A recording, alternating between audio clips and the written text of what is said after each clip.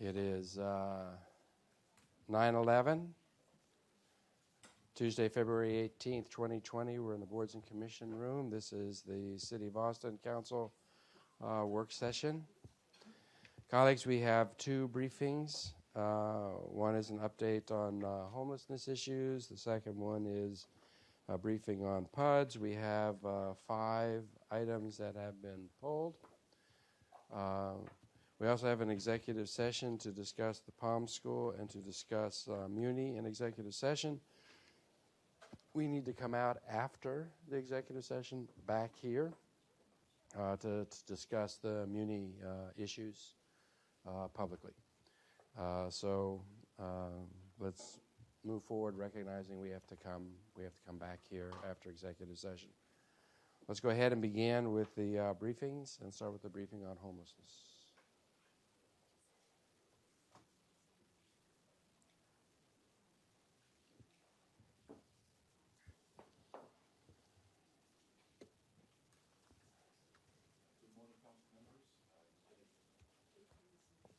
There we go. Good morning, council members. I am Chris Shorter, Assistant City Manager for Health, Environment, Culture, and Lifelong Learning. Here to kick off the homeless update for the morning. We do have 2 presentations, one presentation from ECHO and then another from Integral Care. After the presentations, we do plan to bring up priority leads to give updates on the Guided Path program, housing and motel strategy, a communications update, as well as encampment inventory and cleanup update from the teams. So before we do that and the priority leads start, we'd like to again invite ECHO and then following ECHO, Integral Care up to provide presentations.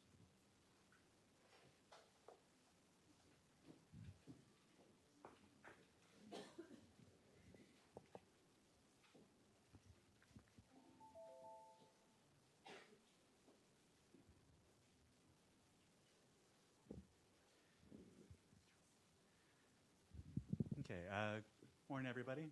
My name is Preston Petty. I'm the Coordinated Entry Program Director with ECHO.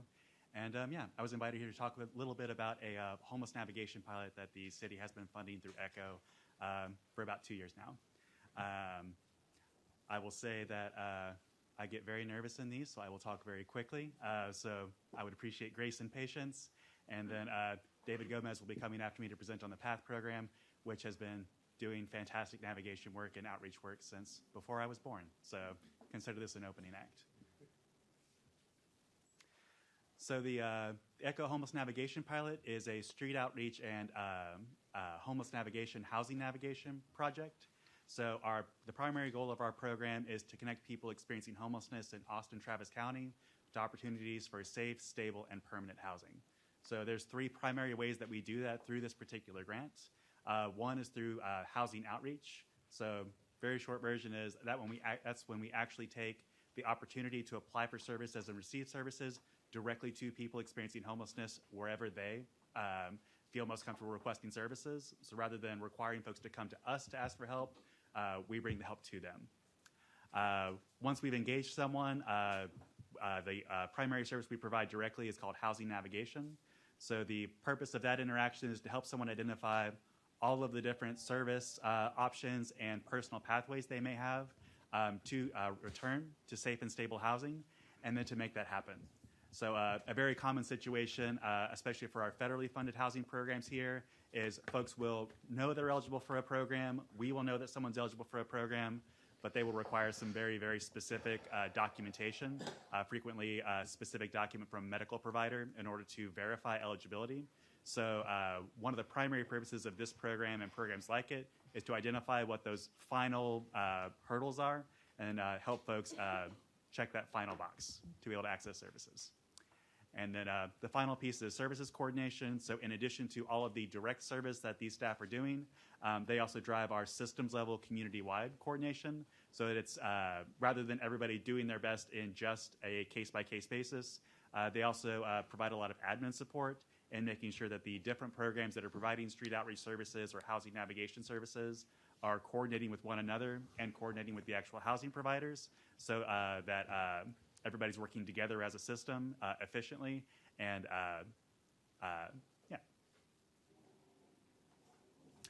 So primary target for this population is folks experiencing homelessness outside of Austin's downtown core.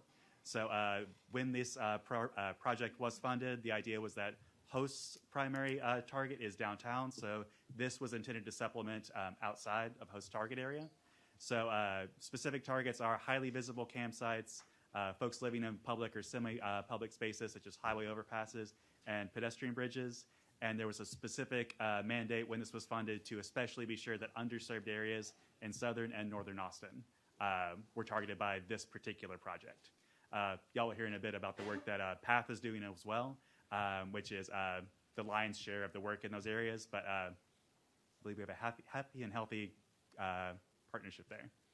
And then program funding, so it funds 2 full-time positions and then part of a management position. Contract goal is to serve 180 clients every fiscal year, and last year we served 213. And then next couple of slides, we're just breaking out a little bit of more detail about the general services we described earlier. So for housing outreach, again, the idea is to bring services directly to clients so that folks that can't access normal standing locations or where those locations aren't convenient to a person's day-to-day, that does not become a barrier to someone accessing services. So the primary services we provide when we are interacting with someone is access to our permanent housing, homelessness dedicated interventions, such as emergency shelter and the coordinated entry process for permanent supportive housing and rapid rehousing programs, and then also direct diversion or rapid resolution opportunities. So for folks that do have a pathway back to permanent housing and just need something small like a bus ticket or a mediation phone call with a family member, we also provide those services. And then in addition to that, our navigators are also trained on the vast variety of mainstream resources that folks can access so that folks do know that they can access the mainstream social services pathways as well as those dedicated specifically to homelessness. Housing navigation, so like I said, this is for folks that do have a specific programmatic housing opportunity coming up, but they have some kind of barrier that is keeping them from being able to access that immediately.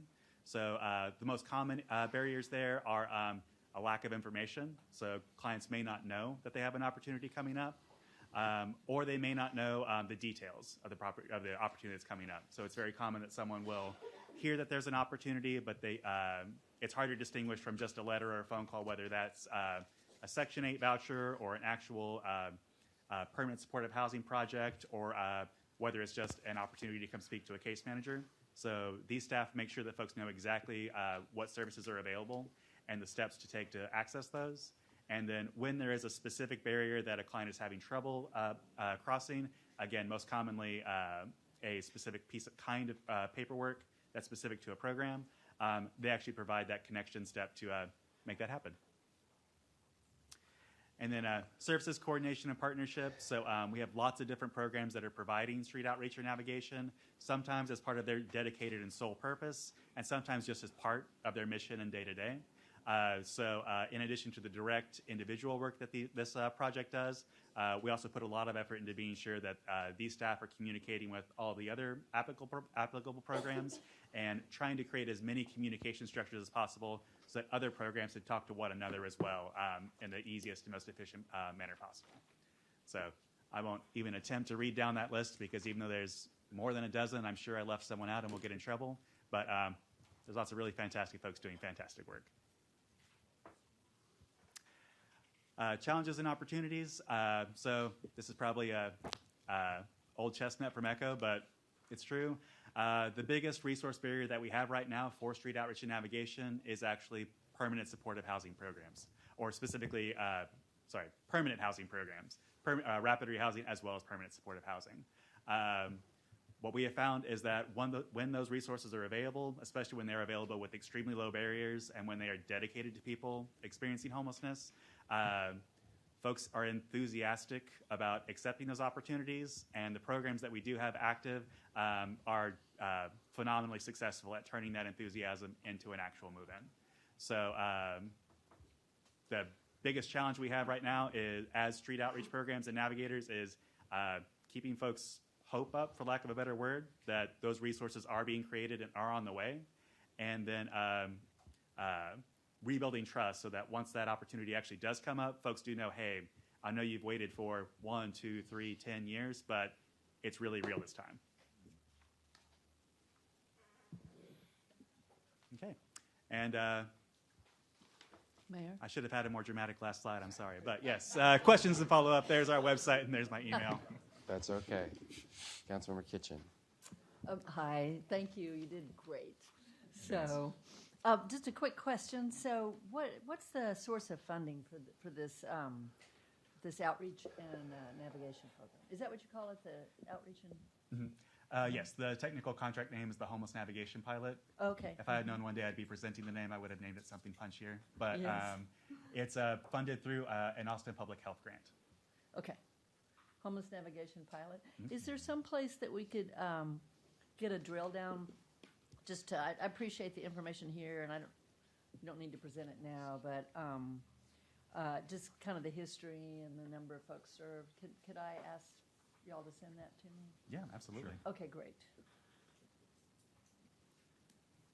I'd also like to understand what parts of town, so if you could share that, that would be great. Yeah, I'd be more than happy to.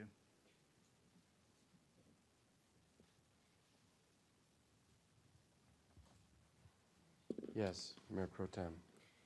You said towards the end there, people waiting 1 to 10 years. Is there do you know an average of time people wait for that permanent housing?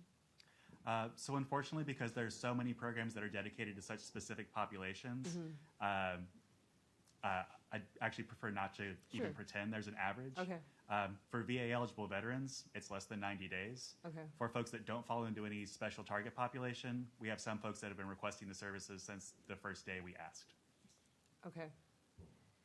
Is there an instance where people have been waiting 10 years? Our specific system here has been around for 5 years, but yes, we had folks where first day they said, I've been experiencing homelessness for 5 years and Okay. All right. would like to not be. Thank you. Good job. So talk for a second, because it's an important program, and you guys are doing just great work. In part because we now see the challenge of homelessness that exists in this community. We brought people out from the woods and the streams.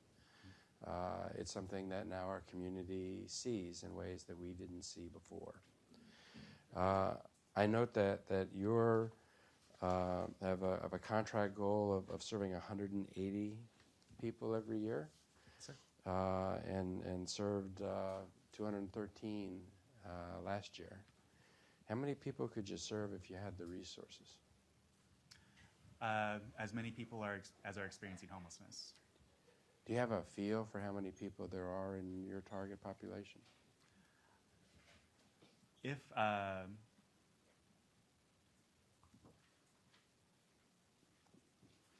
to avoid our data folks tackling me in the parking lot, I would say it's probably about half the folks that experience it's basically the number of folks that experience unsheltered homelessness in any given year in Austin. Okay. So more than 3,000 in any given year. So, in order to be able to treat the number of people, or to assist the number of people that you could assist, recognizing the universe is maybe 3,000 and you're hitting 200 a year. Any idea what the path is from here to there? Is the roadblock having the permanent supportive housing units available? Is it having greater number of shelter opportunities? What's rapid rehousing in this context as compared to permanent supportive housing? Sure. So a lot of the specific, detailed answers to that would actually be found in the action plan to end homelessness. But in terms of which pieces are the greatest initial need, if there were sufficient permanent supportive housing and rapid rehousing available right now, it wouldn't be a matter of how many folks. If there were sufficient permanent housing resources, and by those resources I mean the specific programs to connect folks to subsidies and units, 2 staff serving 300 people could eventually serve everybody. It would just take longer. So right now we're serving 213 people, but lots of folks we're connecting that last piece, or more commonly, folks are waiting. for that last piece is connected, but we're now their point of engagement while we wait for that opening to come up. If sufficient permanent housing programs were available, then the same number of staff could have much quicker turnover, for lack of a better word, of, hey, great news. My job is just to give you great news and to sign one piece of paper with you and to introduce you, and Can you move them into a place? we could serve, yeah. So there are two kinds of housing then that you need to be able to move people into. You have the permanent supportive housing, which is potentially a home that they can be in indefinitely, accompanied with the services that they need, and then rapid rehousing. Rapid rehousing, what is that? Sure. So a very detailed answer would take a lot of time, but shorthand response would be, so both permanent supportive housing and rapid rehousing, the end goal is to connect somebody to a housing placement they can stay at for as long as they want, so a permanent place. The primary distinction is that with rapid rehousing, the support services post-move-in and the financial assistance post-move-in are short-term or temporary. Whereas with permanent supportive housing, both the case management support services and the subsidy are intended to be permanent. Okay. So overall goal is rapid rehousing can have a much quicker turnaround, but also because the services are, by definition, time limited, there's some folks that need that permanent subsidy and or case management. So we have a universe. We have 3,000 people, and some of those 3,000 people that you just described in any given year may enter into experiencing homelessness and exit from experiencing homelessness within that year. Is that right? So there's a turn. If you have a permanent supportive housing unit, it's not like just one person necessarily has that forever. You can run statistically across the balance of permanent supportive housing. You can move people into it and out of it, so it has a turn function. Isn't that right?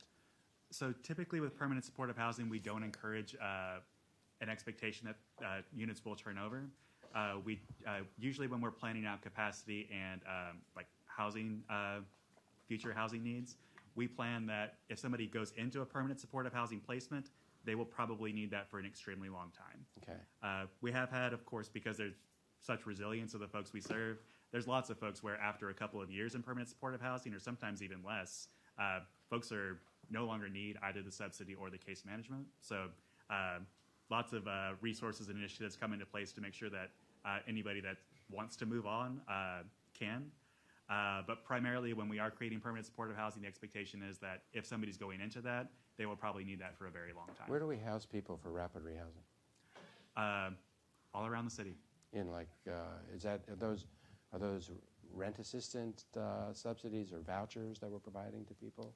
So it's usually not paired with a voucher. Sometimes if we're lucky, we can make that happen. But usually it's either a placement at a private landlord that's either a private landlord or if we are, I'm using the word fortunate, but if we're very fortunate that it can be an affordable provider or a public housing provider. But because folks experiencing homelessness typically have no expedited pathway into those placements, the vast majority come from private landlords. Okay. And then we have the ordinance that we changed in June. Have the numbers of placements or housing that you were doing prior to June the same rate after June as we had before June? Or has it changed? I would say let's triple check with the data folks just in case I'm putting my foot in my mouth here, but I do not believe there's been any change. Going back to what you said earlier, ordinance changes that made unsheltered homelessness more visible did not create more unsheltered homelessness, it just made it more visible. And it did not make any additional housing resources created either. So problem is still the same, just more visible. Resources are still the same. So, Manager, what I would be really interested in seeing is we have the plan that he spoke about, which was kind of theoretical and identified the universe. I'd really like to know what our plan is for scaling this opportunity and over what time frame we expect to be able to see it and how much it's going to cost us to be able to do that. Assistant Manager Shorter, I mean, just so the public can have an expectation of where it is that we're going, over what period of time, with what cost, so that we can measure how we're doing along that. Sure. It's a lot more visible now, so we have a lot more people that are aware of the challenge we have, and a lot more people then calling for us to be doing more. And I know that we are with the motels, but we're not actually seeing that on the ground yet, and I think that people want to see stuff on the ground and want to have a feel for what the path is in a way that we can measure progress against it. Do you have any idea how soon we can see something like that so the public can know what we're doing? Sure, May. I really appreciate that question and the comment. It greatly aligns with what we're going to hear in a few minutes from our priority lead for motel and housing. So as our strategy is articulated, it aligns very much with this need for, well, just more housing, and so whether it's motels or other sources, we are certainly on the path. So we'll hear in a few minutes from our lead about what our plans are in the short term and what our longer term needs will be. Sorry, that would be great, because I'm going to be interested in knowing, and we can ask in a second, how we get to 3,000 people, and how long we think it's going to take, and what resources we need to be able to get to that equilibrium place. But I'll wait for the next person to talk. Very good. Councilor Tovo. Thanks. Thank you, Preston. So thanks very much for the work that you do and the important different components. You've talked about the connection to housing. Could you talk a little bit about the sort of a more immediate needs that the outreach staff are often working with individuals experiencing homelessness around? We've had presentations from the host team, and it's my understanding that the second bullet, well, under challenges and opportunities, it talks about the time dedicated to preserving the health and safety of individuals experiencing long-term homelessness. So I imagine some of the needs are similar to what we've heard our host team working on, but I wondered if you could give us some examples and kind of give us a sense of the breadth of that work. Sure. I'll be honest that I can't do it nearly as much justice as the host team could, or possibly David, David, if he is willing, I know can. But it's the intuitive in the day needs that you would expect. For folks that have been living outside, especially for a long period of time, all the immediate emergency healthcare needs, safety needs, both just immediate needs of, I'm going to be sleeping outside tonight, like I need this, this, and this to be safe. And the is one type of needs, and then just all the social needs, physical healthcare needs, every need you can imagine, where it's, if someone had been inside, this situation would not have gotten worse. But for folks in situations like recovering from surgery outside, a lot of street outreach capacity goes towards those immediate health and safety needs. And when the outreach team is made aware of those kinds of immediate health needs, medical needs, that's when I assume your group, like the host team, connects with those other partners in the community to bring in the health resources that are necessary. Mm-hmm. That's right. Yeah, we have, in terms of physical health, the community health paramedics and the community care street medicine team actually have an integrated mission to do both. So they do street outreach and housing navigation, but also they have clinical medical professionals to be able to provide those services right there in-house. Host has a similar model with the paramedic system. And then for folks that do not have that integrated service, whether that's because of, or whether it's an inability to directly provide medical needs or something related, or something similar like, let's say, veteran benefit applications, folks have really strong partnerships with the providers that can do those, so that either the mobile teams can come directly to the client, or the mobile team can bring the client to a static location like the Care Connections clinic down south to do a warm handoff to get those needs met. Thank you very much. And manager, I would like to suggest that might be a good area of focus for one of our work session briefings, because there are a lot of different outreach teams and they're working in partnership and they're working in different areas sometimes. But I think getting a real sense of what that picture looks like and the number of community partners who are involved in that kind of work in different ways would be very helpful, I think, for our public to know and for us to have an opportunity to really see all in one place. So, thank Noted. you. Thank you.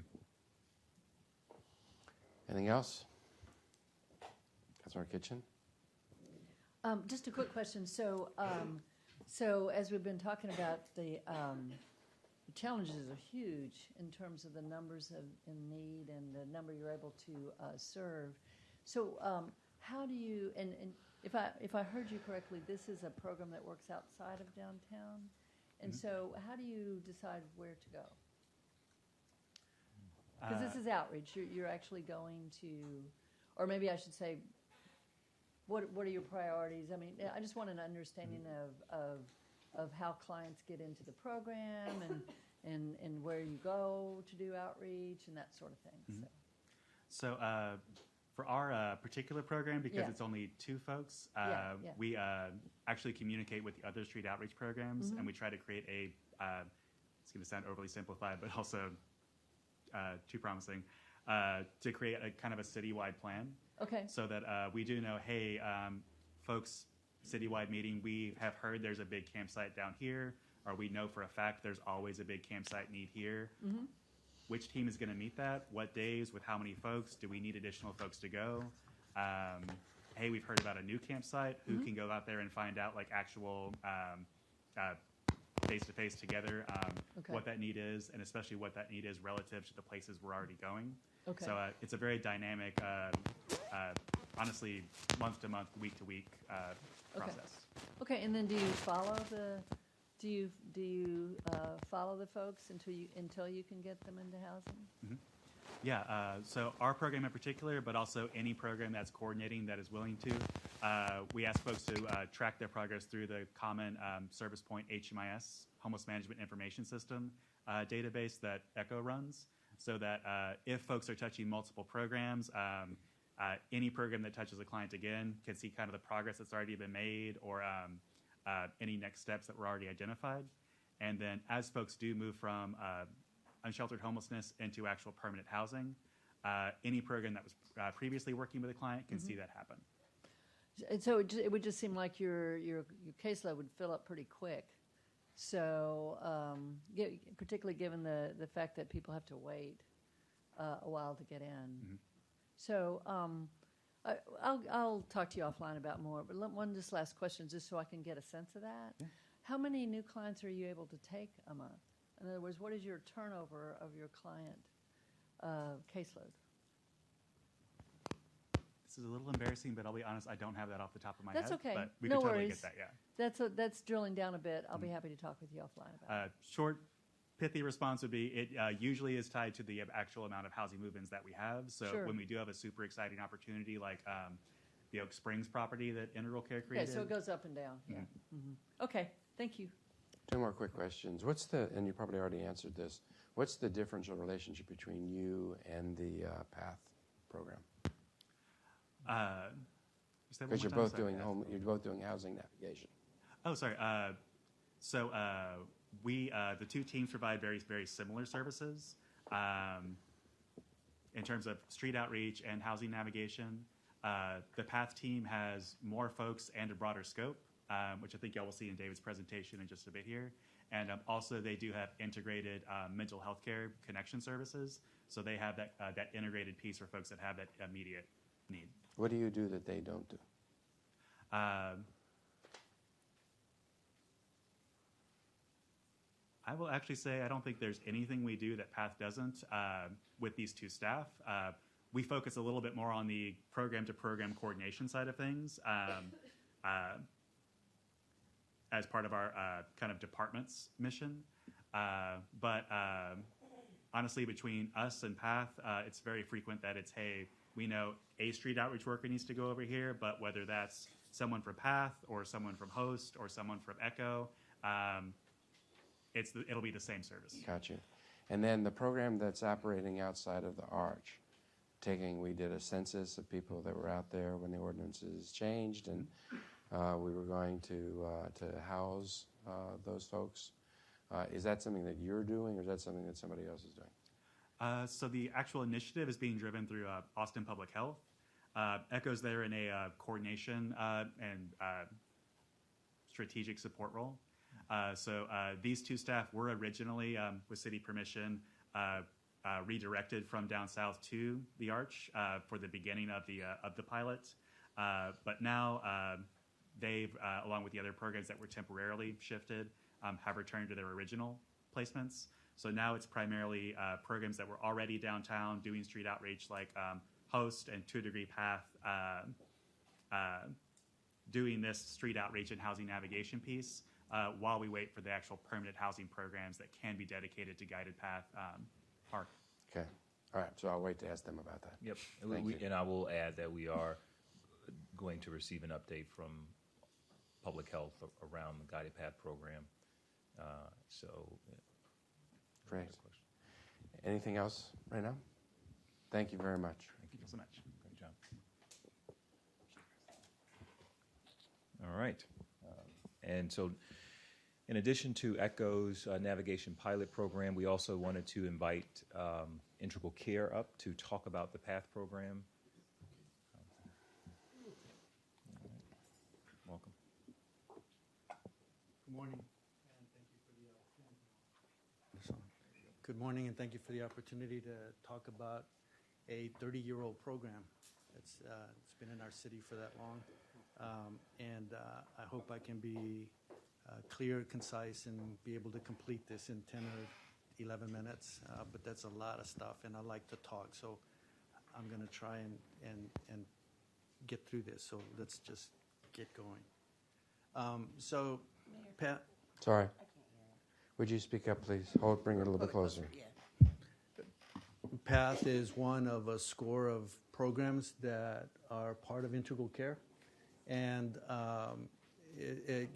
Integral Care's involvement in homeless services has been forever, in that they provided services, or began to provide services back in '68, and to get to the people that couldn't afford to get private care for behavioral health, substance abuse, and intellectual development delay disabilities. And so they've been involved in it for a while. So there's a part of what they do, or what they've done, that is about taking services to where the people are.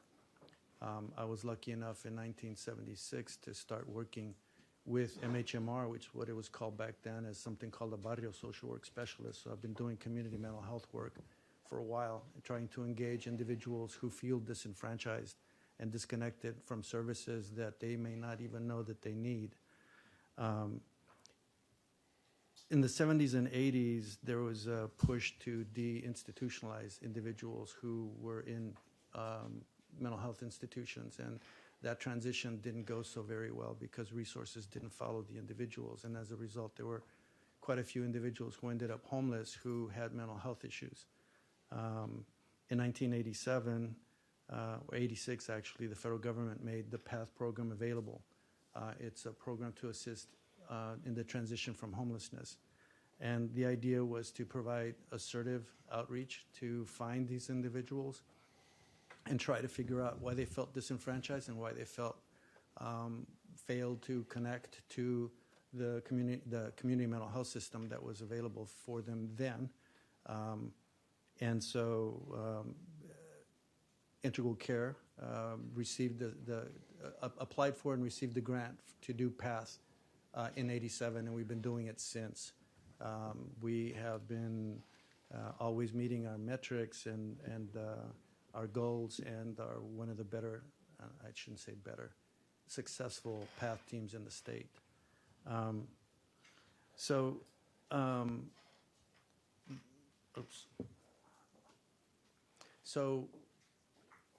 because of Integral Care's involvement in caring about the individuals who are homeless, who end up being very vulnerable, they have developed a fairly good continuum. I think some of you have seen this before.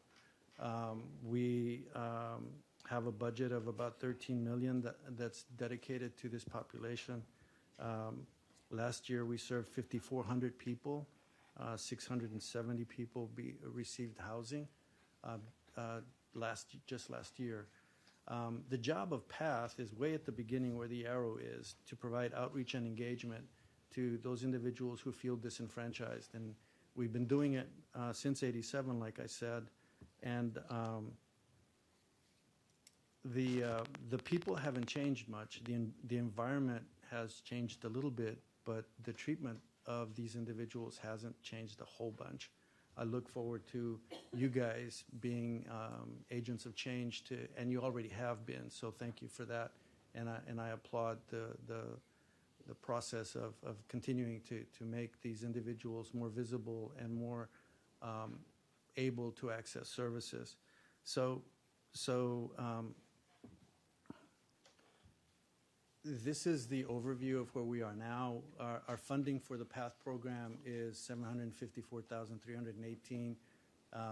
Some of it is, most of it is federal that comes through the state. The state throws in a little bit of dollars, and then the city matches, and you can see that on there. The most important part of the PATH team is the staff. That is the tool that we have constant availability for. I tell my team that you are the resource that you can guarantee you can give the individual that we're interacting with all the time. And so it's very important to have the right kinds of individuals doing this work, because it is different. It does require a special kind of person. Host has been very successful because because they do good work, but also we gave them 3 of our PATH workers to pilot it, and then they kept them, which was not a bad thing, because we had no turnover on my team since like 95, 96. So I've got people that have been with me for over 20 years. When we moved the people over to Host, it provided an opportunity for us to hire some people that are a little younger, because we were all getting a little old, but still doing good work. So, so let me go back here. So our metrics are that we're supposed to outreach to about 1,100 individuals and enroll about 550. Enrollment means that we actually set up a treatment plan with goals and start working with them, and they're willing to do that. The outreach component is these are individuals that we get enough demographic information that we can put them into an HMIS system and be able to count them as an outreach activity. We see probably 3,000-4,000 more people who are homeless that are not ready to engage with us. The outreach and engagement process has taken as long as 9 years, and thank God we've had staff that have been consistent and in pushing to make ourselves available to these individuals for that long a period of time until they finally decide that they're worthy to get housing, that they're worthy to make their lives better. Somebody asked what the difference between PATH and the homeless outreach team or the navigation team is, and that is that we concentrate on the mental health needs, but also in kind of the beginning stages of helping individuals who are homeless reinstill a sense of hope that things can get better. And sadly, we do and have found people that have been homeless in our community for over 20 years. So our philosophy is a no wrong door philosophy, because we're out there providing this service throughout Travis County, all of Travis County, and in the parts where Austin is outside of Travis County, we go there too. Occasionally we cross over to other counties, but that's all directed by where the individuals are that we find and where they tell us they're going to be, so that we can find them to try and continue to engage them. Our philosophy, as I said, is no wrong door, which means that when we go to a campsite, we're not just looking for individuals that need mental health needs or have issues with mental health. I personally feel like everybody we find has an issue with mental health, because if you're not depressed because you're having to live out there and worry about where your food is coming from, then, wow, I want to meet him or her and try to figure out how they got to that place. But we employ a number of techniques or models. The trans-theoretical stages of change is something that came after our program had already started. That includes motivational interviewing, but we've done going all the way back to Carl Rogers and just really focusing on listening to the individuals that we are engaging with and treating them with dignity and respect, acceptance, and understanding. So we use Rogerian transactional analysis and stages of change and motivational interviewing, but it's more about accepting the individuality of the person that we're working with, because each and every one of them is different, and we cannot and should not lump them into a category or a generality, because they begin to take on those traits. And part of what we end up trying to do is to help them rediscover their unique humanity and use the energy that comes from that to work on their goals. At the basis of this is establishing a relationship of trust, honesty, and if you can do that with individuals, you can begin to have them believe that change, that things can happen, that change can happen, that they can be hopeful again. So when we start working with individuals, things, as I said, is just calling them by name, seeing them when we say we're going to see them. Again, like I said, we have done that with individuals for 9 years before they're willing to engage. But they say, "Oh, here they come again," and it's like, "Yeah, here we're back, Joe. What can we do to help you today?" And it's like, "Can you give me a pair of shoes?" And so we do that. So our goals begin very simple, but they get to the point where we finally are able to get them to decide that maybe it's worth another shot to get into housing, or to get a job, or to get mental health services, or to get my diabetes checked, or to get my whatever is going on. One of the things that we found was that if we treat the resources that we're trying to link the individuals to the same way we engage with the individuals that we're serving, with dignity and respect and honesty, then we can link an individual to a service provider and have that be a successful engagement. And there's magic that happens when you do that.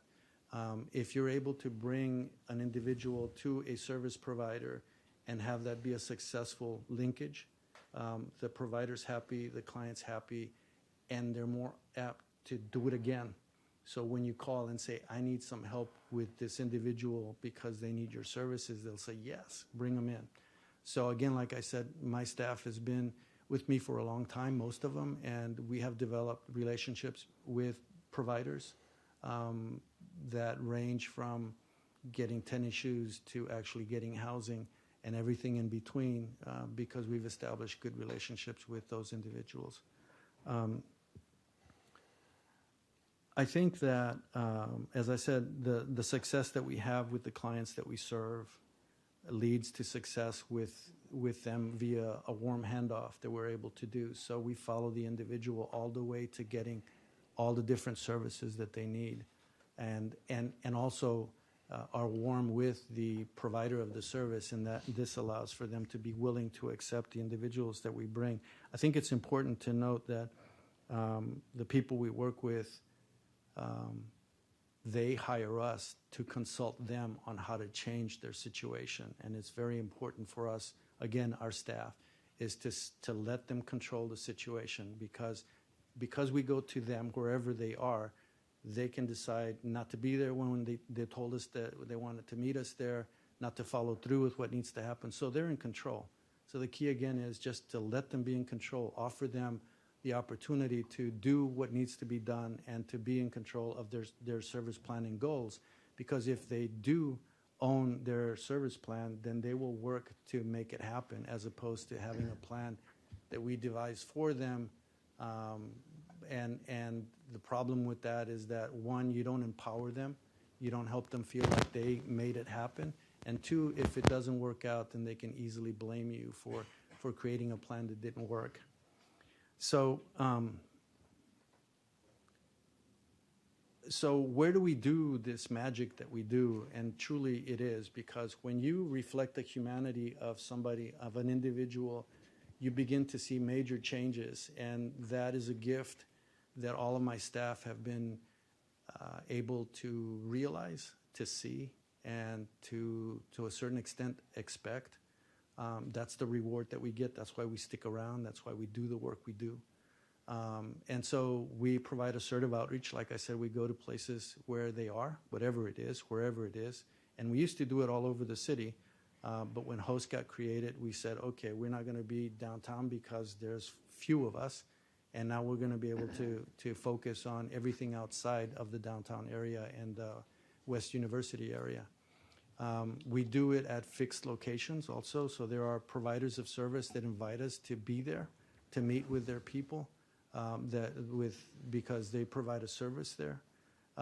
We also go to places besides the shelters and places where homeless services are provided. We go to churches, to pantries, and to places where there are food pantries and clothes pantries, but also places where the churches invite individuals to come. The libraries, there are some businesses that actually give us a call and say, hey, there's a bunch of homeless people out here. Can you come do something about it? And we do. In-reach is a interesting term. What it revolves around is actually talking to providers of service, like even our own agency, and say, are there people who are homeless that are engaged in receiving services that may not be as successful because maybe they're homeless? And so asking that question and then targeting that individual to go and talk to them about what we might be able to do to make them successful. Prevention is something that we have had to jump into because a lot of the individuals that we got into housing at some point got into problems and were then being evicted or would call us 5, 6, 7 years later and say, hey, can you help me again? I'm going to be kicked out. And so we jump in, and we've been able to develop a fairly good eviction process that we have been piloting now for a little while. We average about 30 referrals from property managers and individuals who are being evicted and have been successful with about a third of them to keep them housed, because once they become homeless, it's very difficult to get them housed again. So the other thing that's on there is education and engagement upstream. And to this point, I think it's important that we look at places that are adding to the individuals who are homeless in our community, whether it's dropouts from school, teenage pregnancies, people flunking out of UT and the other universities, and because they lose their scholarship, they also lose their housing. People that are being deinstitutionalized from different places or discharged from hospitals. Our desire, our hope is that once a system of care touches these individuals, it would be greatly beneficial and save our resources if we could guarantee that they wouldn't be put in a situation where they would have to go get sober again, go to detox again, or go get the same ailment treated again at a hospital that costs a lot of money. And the way to do that is by providing a safe and stable place for these individuals to be. Because we deal with our providers the same way we deal with our clients, and that is by relationship based and working with them, understanding their limitations and taking that into account. We have a tremendous number of collaborations. The list would be go on and on and on and on. But with regards to healthcare, we trained the community care street outreach people, street medicine people to not be afraid in going into campsites, and took them out there with us, and we're involved at the beginning of that. We are at the Community Care Code Clinic on South First, which was established to try and make a one-stop shop for medical and psychiatric services. So it is a place that we can almost guarantee that if we find a person on the street, because they're more willing to receive medical services, we can say you can get it at CareCo, but then we also have a mental health provider there that we can do hallway consultations between the medical doctor and the psychiatrist, and then be able to provide holistic treatment for the individual. And that's something that Integral Care is also doing, trying to provide holistic treatment. We've been working with the justice system for a while. It began a long time before the Downtown Austin Community Court got started, but we get their docket and we check it against people that we're looking for, people that we lost track of. And then with the police department, we have a wonderful relationship with the constables. We've been able to go out with them, and shout out to Drew McAngus, who has helped us find some campsites that we didn't know existed, especially Southwest. As far as the public library, we have a presence there. And then Watershed recently received an award that I guess will be talked about in a little bit for the Violet Bag program, that we were able to provide the outreach and engagement part of linking these individuals who are needing to be moved or to move while the cleanup happens, and try to link them to services. The same thing with Parks and Recreation, because a lot of these individuals have found a safe and stable place in Watershed property or Parks and Recreation property. There's been lots of campaigns to try to end homelessness, and the PATH team has been involved in that, from the Veterans Initiative to a whole bunch of other stuff. We wrote the first Shelter Plus Care grants, and we wrote the initial HMIS grant that we then handed over to ECHO when they became a 501c3. And we celebrated, I think, the invitation from TxDOT to be involved when they were doing the cleanup and the work on the infrastructure, to humanely ask the individuals that are there and in danger to move, but to do it with having asked us to go and try to engage them to try and get them out of danger's way. I am done. Thank you. Councilmember Tovo. Thank you very much. Thank you for decades of important and critical work in our community. Since you ended by talking about the TxDOT collaboration with PATH, I wondered if you could tell us whether that's continued with the state's renewed efforts under the underpasses. And Yeah. also, I'm sorry. and then one other thing, and then if you could also tell us what PATH's involvement is with the area that the governor designated for camping. I wondered if that question would come up. Our work with TxDOT started and continued because not only were they asked us to get involved because of the bridge cleanups, but also in their attempt to reduce the number of homeless individuals that were dying on our highways because they didn't need to be there. They shouldn't need to be there. And so that work continued with them after they pulled back from the cleanups that went to Austin Public Works to do. We continued with Austin Public Works to do going and visiting the bridges, under the bridges when it switched over. And then when the governor decided to jump back in or bring TxDOT back in, we got a call from TxDOT saying, look, we're back in the game. Can you help? Can you continue to do what you were doing before? And we said, yeah. I mean, we're continuing to do it all the time, and we will continue to do that. And I feel like so we've been doing it for a while and have been able to connect people to resources very well. With regards to the encampment, we go wherever individuals who are homeless are. There are over 140 people over there now, and we have followed some of the people that we found and engaged either in campsites or under bridges to that site. We continue to visit that site to provide services.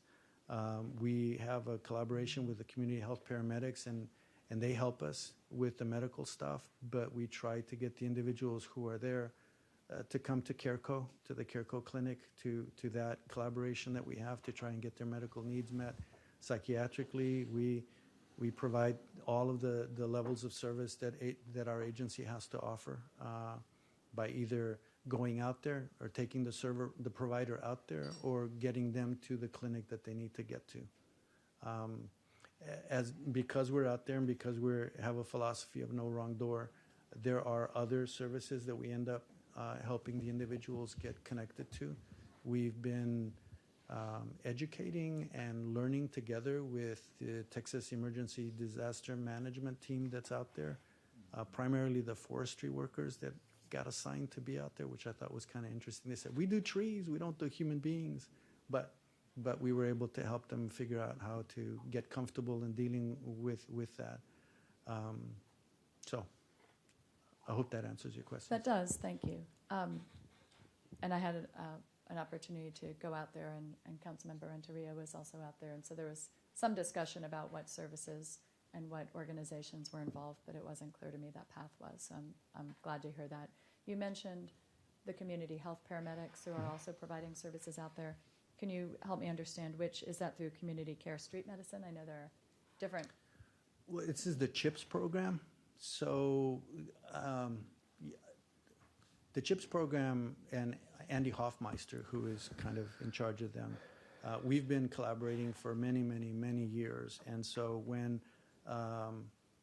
we ever needed a community health paramedic, we could access them. We could call them and say, listen, there's this guy at this campsite who looked like he's got gangrene on his leg, and he won't go to the emergency room. Can you come out here? And we could get them to go out there. We'd meet them and then take them down to the campsite.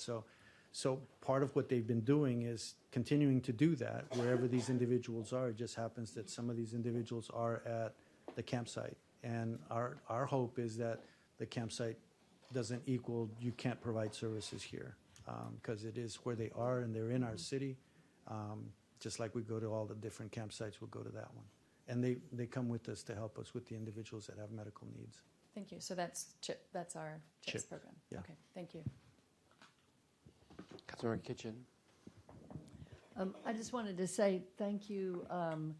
You all have helped us when we've called about individuals that are that have come to our attention either through our constituents or otherwise. So I know that y'all do that. If you could speak to that for a moment. I mean, what we've found is that if someone in particular is having difficulty, that we can give you guys a call and you can go and check on it. So because we've been around for a long time, our phone number is available to lots of police officers, lots of politicians. We've been called out to by Senator Watson's office on a couple of occasions when he's had somebody there that was having some difficulties.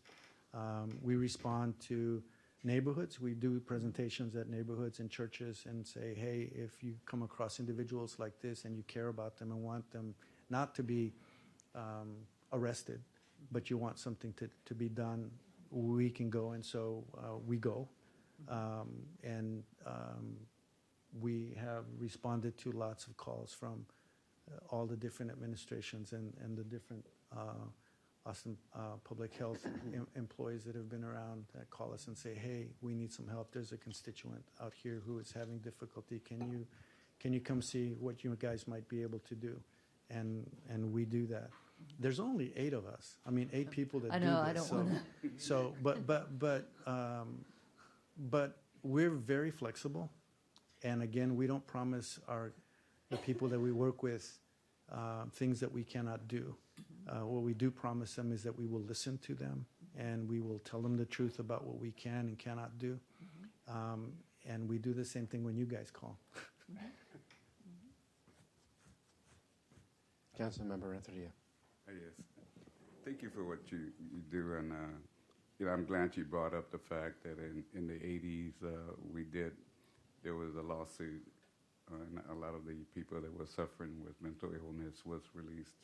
It was a promise of the state and the court saying that they were going to provide the resources that we needed to take care of these people.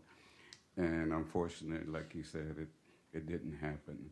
And we are facing the fact that there's a lot of people out there that needs a lot of help, and there are, I know that when people are out there on the street for more than 2 years, they're the hardest to get off the street. I mean, that's just a fact.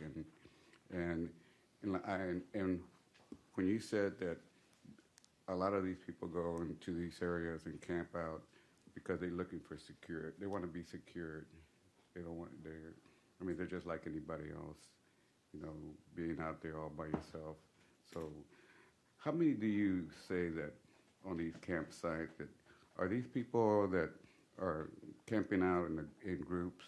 Because I experienced that the same thing as when I went out to people call it Abbottville or the governor's little village. They're out there, but the first thing that I heard them say is that they're out there because they want to feel secure, and there they feel secure because there's security out there. Do you see a lot of that happening out there?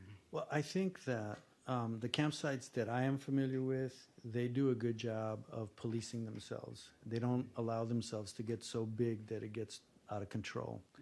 And they do that without any other resources except that they kind of have a marshal at arms that says, hey, dude, that behavior is not going to be okay here. You need to leave or whatever. At the encampment, at the governor's encampment, one of the things that we have heard loud and clear, and it seems like the population that's out there is older and lots of women. And what I hear from the women is that, and this is a reason why we got Safe Sleep Shelter started many, many years ago, hope that it would still continue and there would be something that we could be proud of. But the reality is that for the women that are out there, if they don't have a dog and they're not tied to a particular individual, male or female, that chances are they're going to be the victims of sexual assault, if not just once, maybe a number of times every night. And that is unconscionable. I can't believe that we're allowing that to happen. But it happens. And what I've been hearing from the ladies that are at the encampment is that because the DPS presence is there, that there has not been a single rape out there. And I think that that's a positive thing. And they all talk about the fact that we finally have a safe and stable place to be. I know there's been discussions about storage, and they feel like they can leave their stuff behind and go to a job and not worry about their stuff getting ransacked or stolen. And that has led to people being able to get jobs and self-resolve without the need of a voucher or rapid rehousing or permanent supported housing. If they get a job, then they can afford to self-resolve, and that's wonderful. That's what I see. That's what I found. What's the possibility of the city being able to provide more service out there? I went out there and saw the conditions of their showers and the two little wash tubs that they have there to wash their clothes, and I feel like there should be more out there, but since it's the state, we don't have that capacity to go out there. Well, I think it's not a secret that Pastor Mark from Sunrise Church has decided to step up and be the organizer for the stuff that's going on out there, trying to mobilize the resources that are necessary via churches or businesses or anybody else that has resources that they need. They've tried to bring in mobile homes, not mobile homes, but RVs and trailers that had showers. But because they don't have sewer tie-in, then they can only provide as many showers as they get gray water for, and then they have to leave. It's the same thing with laundry. But those are two things. And I want to mention the thing about the laundry stuff is that one of the reasons why there's a lot of trash is because these individuals who are out there don't get an opportunity to wash their clothes very often. And they'll use them until they get really dirty. And then they throw them away when they can get something else. But they would prefer to keep the clothes that they have and that they like. The only way to do that is to be able to do laundry.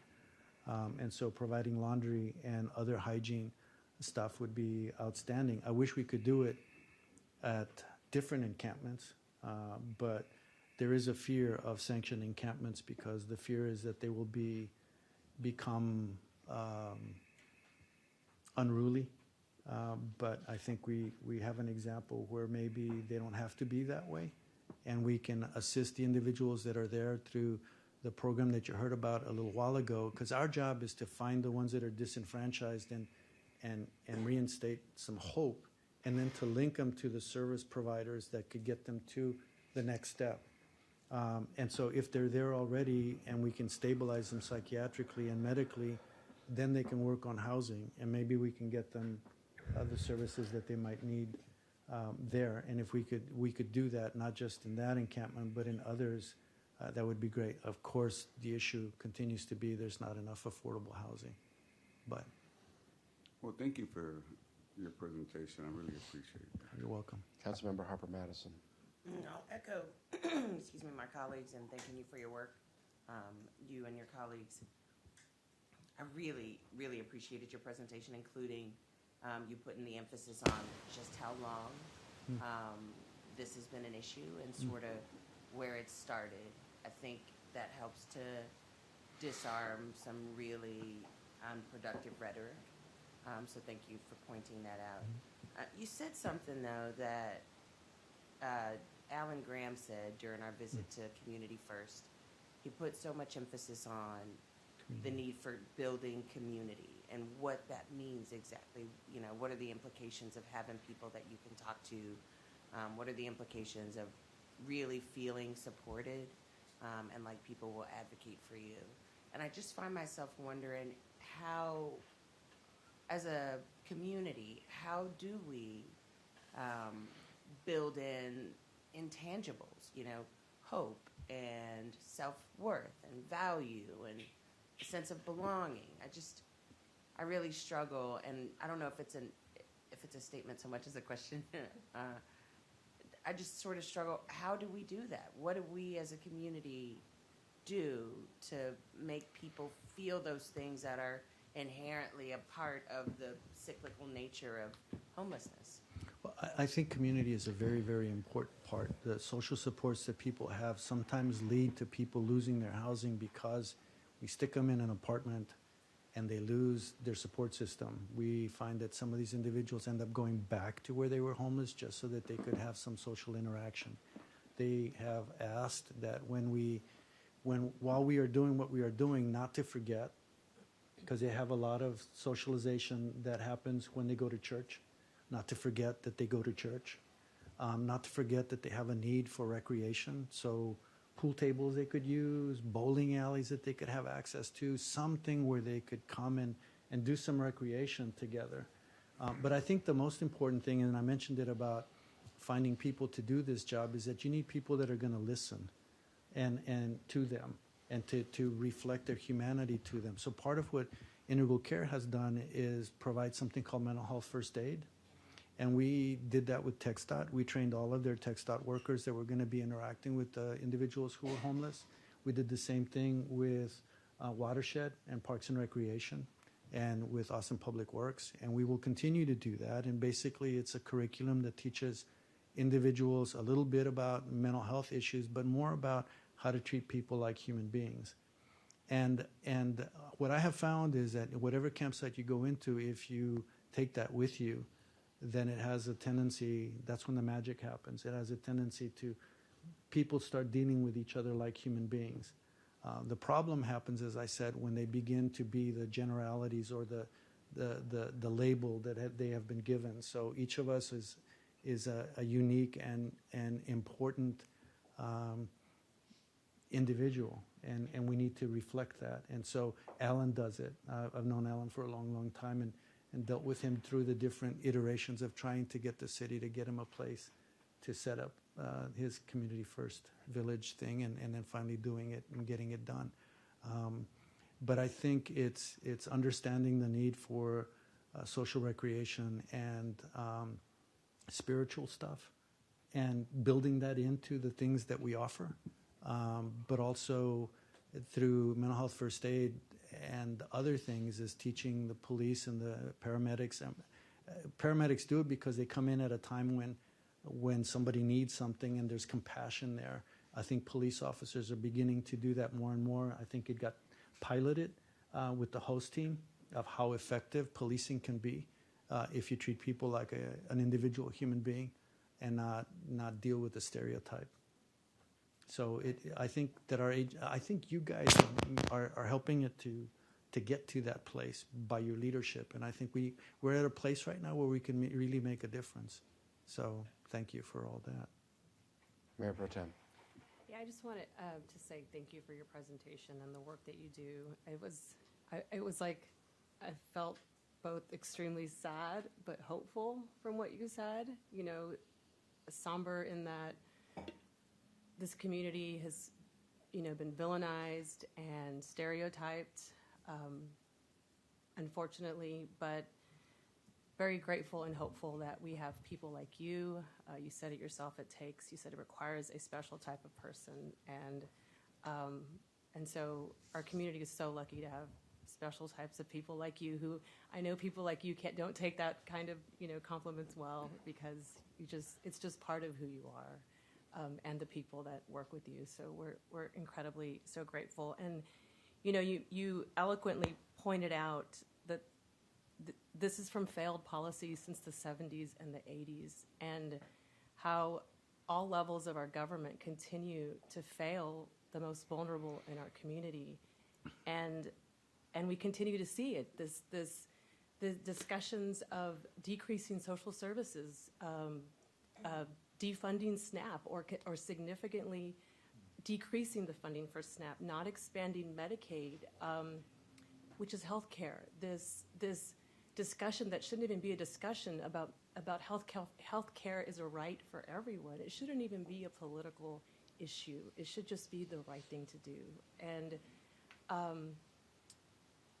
you know, I remember when we started having this discussion on this dais, and I said I was so worried that it was going to become a conversation about those kind of people, and that's exactly where it went.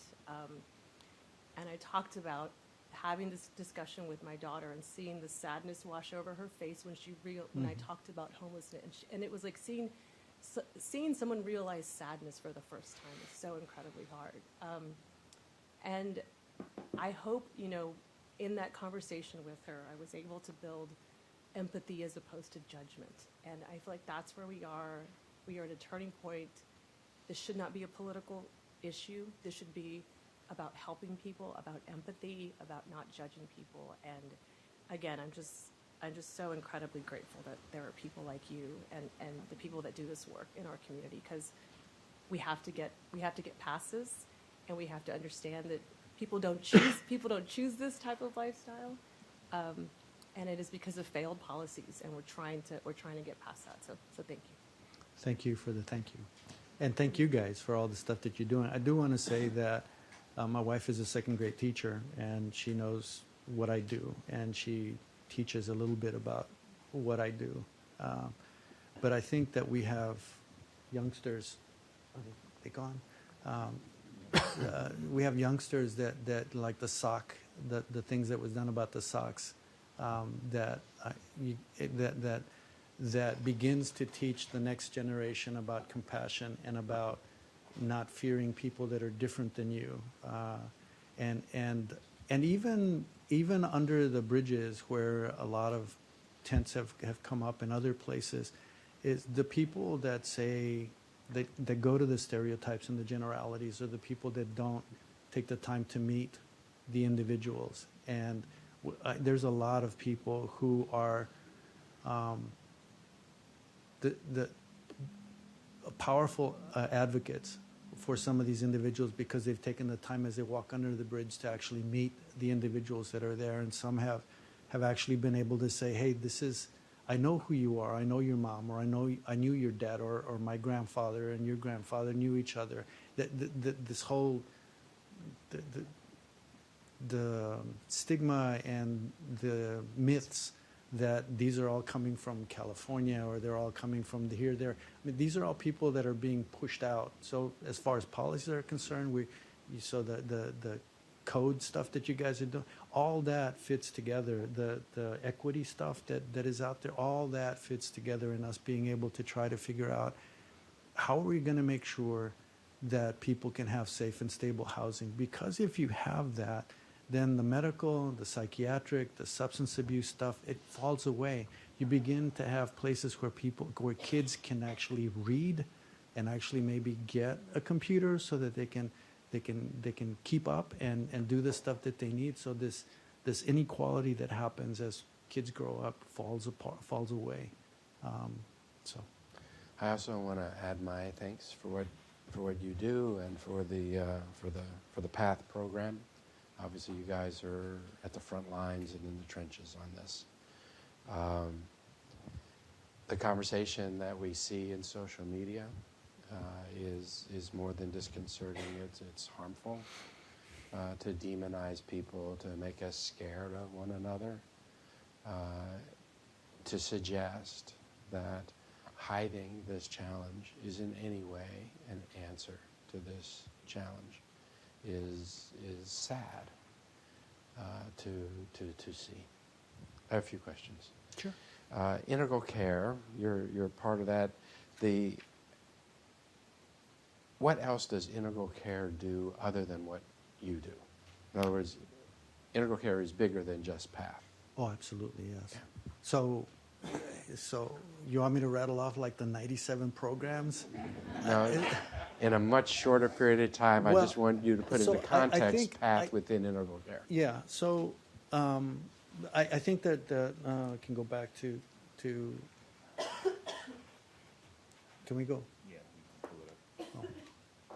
So the housing continuum that Right. integral care has Uh-huh. goes from what we do, which includes the integral care part of host, Right? finding and engaging individuals who are out there and disconnected from services and linking them back to services or getting them into services for the first time because they didn't even know that they had a So problem. do you do the initial engagement services, the navigation services, and the housing placement services? We try not to, but we sometimes end up doing that because it's all relationship driven and it Okay. requires that we be able to do a warm handoff. But there are those parts of our agency that are out there. What you're also. doing is primarily the initial engagement Yes, sir. services.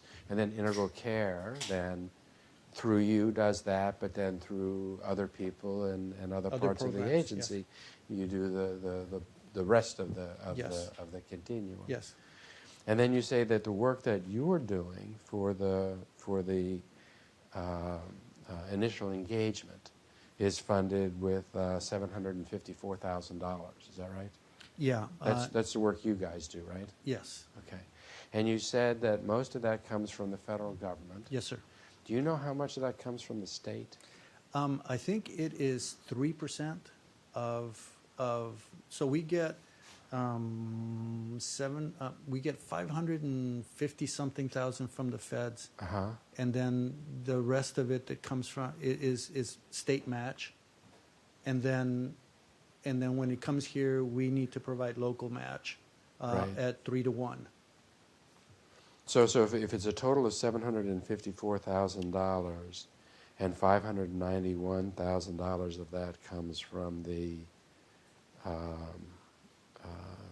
state, if I take out the 100, is the city 182 part of the 754? Yes, sir. Okay.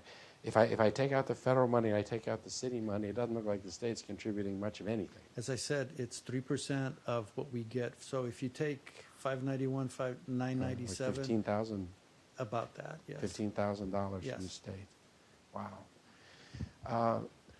The decision to deinstitutionalize the mental health challenge, was that a city decision?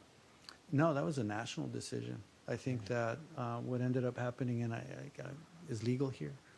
Yeah. But So I think that the issue was too many of these individuals were kept there longer than they needed to be kept. right. And it was used as a place where people could dump individuals, members of their family that they didn't like. Right.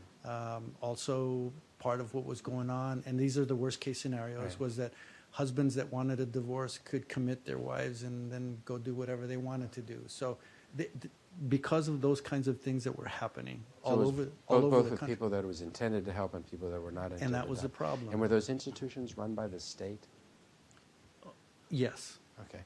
So we had state-run institutions that were closed down But wasn't there a promise then that when the state closed down those institutions, that the state would then provide alternate resources to pick up the obvious challenge then that was otherwise put onto our local streets? I think that, yes, I think that policy, going back to whatever constraints, funding constraints were there, the push, the desire was that with deinstitutionalization, there would be some money to follow that individual onto the community mental health center that would be that would be at the community, so that they would be able to accept them. Do you know how much other money the state is contributing to integral care? They're giving, I guess, $15,000 or so to the PATH program. Do you know how much money the state's giving to the rest of integral care's work? I don't know, but we could find out. Okay, I'd like to. It's a good number, but again, if we look at how much money and how much interest there is for politicians to do something about this problem, you can follow it down from there. I mean, there isn't. So I think that what we do at the state level and at the federal level to lobby for more, I think that we have a good leg up on being able to do that with Mr. Dougherty coming on board, because he's kind of been involved in some of that stuff. And I would like to see that. And manager, we're working on an item from council, perhaps to get our city to do an inventory of the resources that are available for mental health work, and where that's being spent, and where there are opportunities or holes, or I think at some level that the state is trying to find a constructive way to be able to help with this challenge, and it certainly seems as if this might be an area. So to get a feel for what's being done, what isn't being done, where there are opportunities, I think would be really helpful for all of us as we talk not only to each other and to our providers, but also as we speak with the state.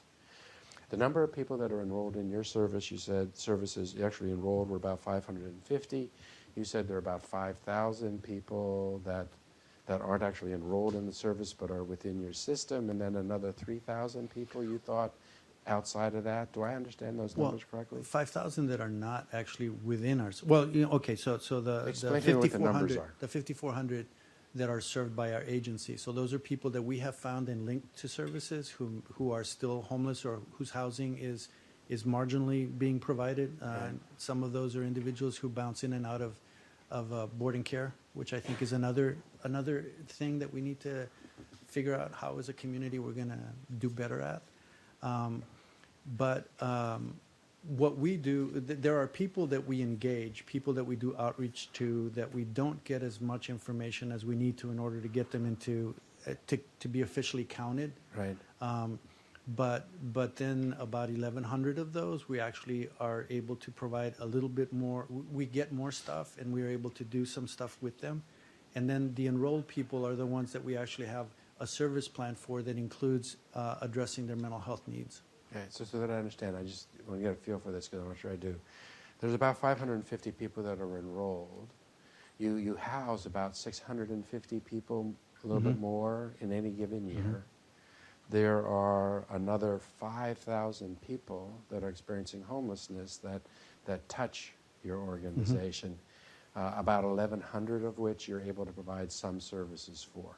Is that basically the numbers? Kind of. They're kind of dirty numbers in that the 5,000 that the agency serves, they don't all have to come through me in order to get housed. So they don't all have to come through me to be part of the 670. These also might be people who became unhoused and then were rehoused by our agency because we were able to keep them or try to keep them housed. The people that we bring through the pipeline is about 550 that actually get. The others are people that we're still working with. Like we were able to get them, say, like started on a Social Security application, but they don't want anything else. Get a pair of tennis shoes, and they're willing to tell us who they are. And so we continue the relationship with them because what we do is all relationship based until they're ready to take the next steps. So so that you can't, like add and subtract and figure out how that goes because it doesn't go that way. The numbers overlap. Yeah. And And I understand guess, that. and then if you talk about the total number of homeless individuals out there, I think that, well, we just had the point in time count, so hopefully we'll see what that is. Right.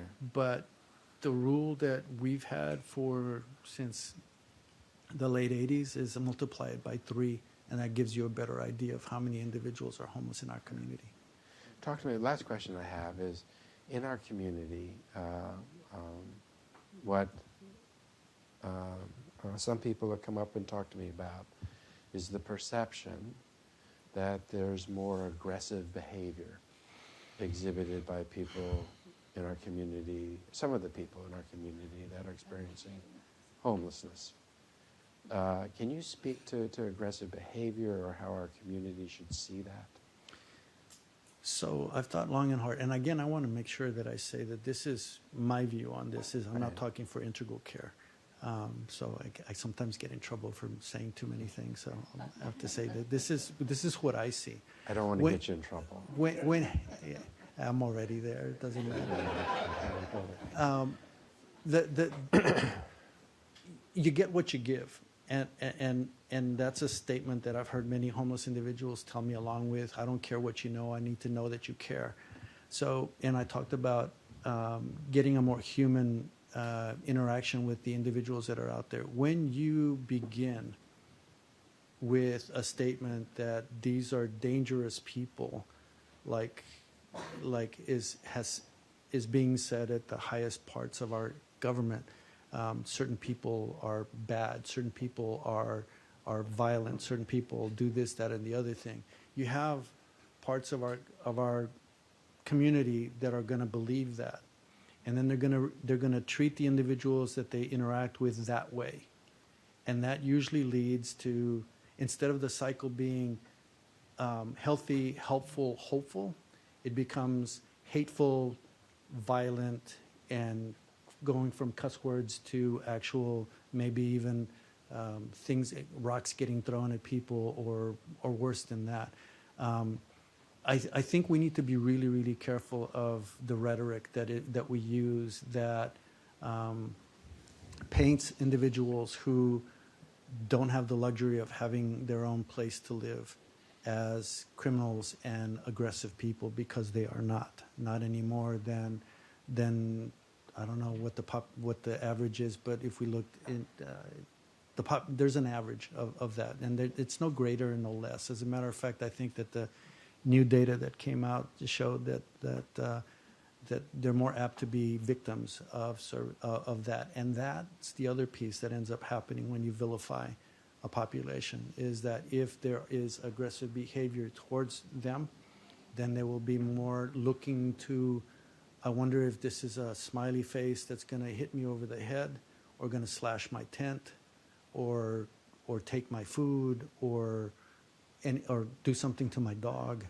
and then they get a little bit tentative about their interactions, and that just leads to. So we need to stop that. We need to make sure that people react to people as individuals as opposed to a generality. I did want to say a little while ago when you were talking about the state, that Senator Watson, I was around when he was around as a mayor, and he was able to make some major steps, and I think we can hopefully use him to help us do something at the state level. I didn't want to miss that opportunity to say that. Got you. And I hope he's listening. We need a plan B. But I think only the senator's, I think, announced this morning that he's moving on to a new job. Oh, man. Yeah. Well, hopefully we can still use him. I mean, Yes, I'm sure we can. Thank you very much. Thank you. I'm sorry, Councilmember Kitchen? Yes, I have one quick question. You made a reference earlier on to the Safe Sleep Shelters program. Can you remind us what that program is or was? About maybe now it's 7 years. I don't know exactly how long ago it was. There was some violence towards homeless women.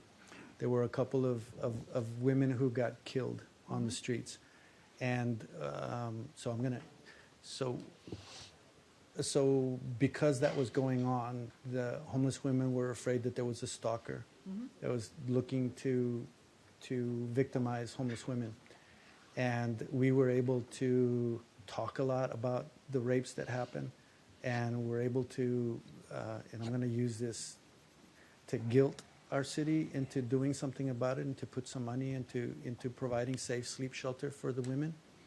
They were able to, all they needed to do was to provide the security at the different churches, and so they went to the churches and they asked that the churches make the cold weather shelter process available to the women.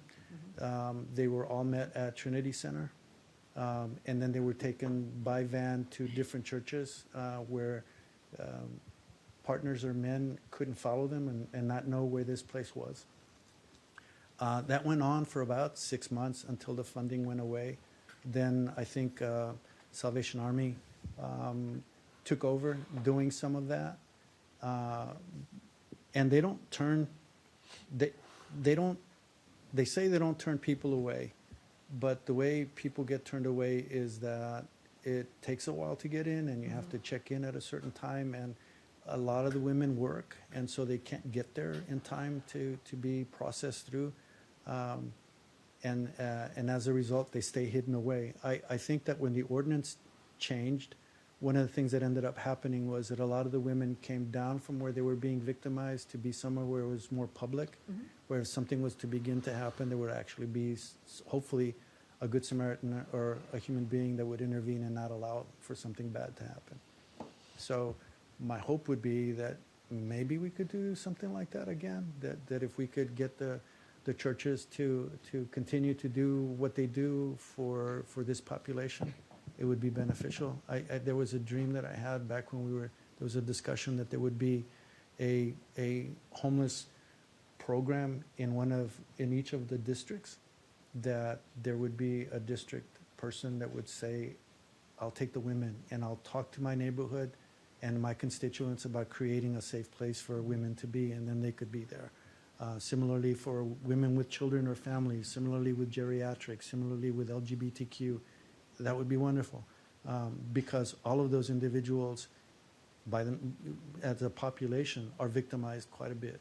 It would be nice if we could find safe places for them to be, where they could then be facilitated to get into housing. Well, thank you for explaining that. I also wanted to just recognize Penny Adrian, I think is her name, who has been coming to speak to us on multiple occasions. And I know Councilmember Tovo has talked with her about her interest in creating a similar program or recreating a similar program with the churches. And so I wanted to highlight that is something we did in the past, and I know the Salvation Army does really good work, but there's still a gap. And so just wanted to let you know that, and also let my colleagues know that that's something that I'm interested in working on, and hope to bring you guys something soon. And Well, talk with Councilmember Tovo and others about that. If I can help in any way, let me know. Thank you. Thank you very much.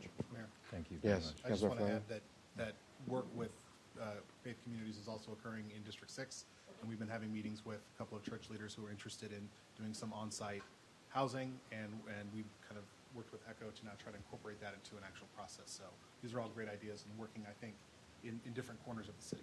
Thank you. Great, thank you. Thanks. Okay, just again want to thank ECHO and Integral Care for the presentations this morning. We've committed to really highlighting the phenomenal work that our providers are doing, especially for this most vulnerable population, and we will continue to do so and use this forum and our work sessions to highlight where we can providers through presentations. On our last work session on February 4th, we talked about the Guided Path program, and we wanted to provide an update today. We also talked about housing and wanted to provide an update today on both. So I would like to invite our interim homeless services chief up to provide an update on the Guided Path program, as well as our director of neighborhood housing and community development to provide as a follow on an update on housing. Good morning, Bella Carmen with Austin Public Health. I'll give a quick update on Guided Path. As you know, in October, the city and ECHO and community partners came together and had a targeted approach to reach out to the encampment outside the arch. Over 2 days, we used a brief survey to find out who was staying out there and what their needs were. And we created a by name list with 99 individuals on that list that we committed to working with to get into housing and get needs met.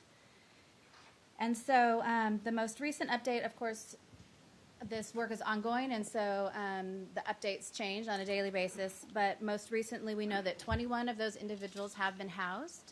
5 of them have been housed through the Downtown Community Court, 3 through Front Steps, 3 through Integral Care, 3 through Caritas, 2 through Foundation for the Homeless, 1 through AIDS Services of Austin.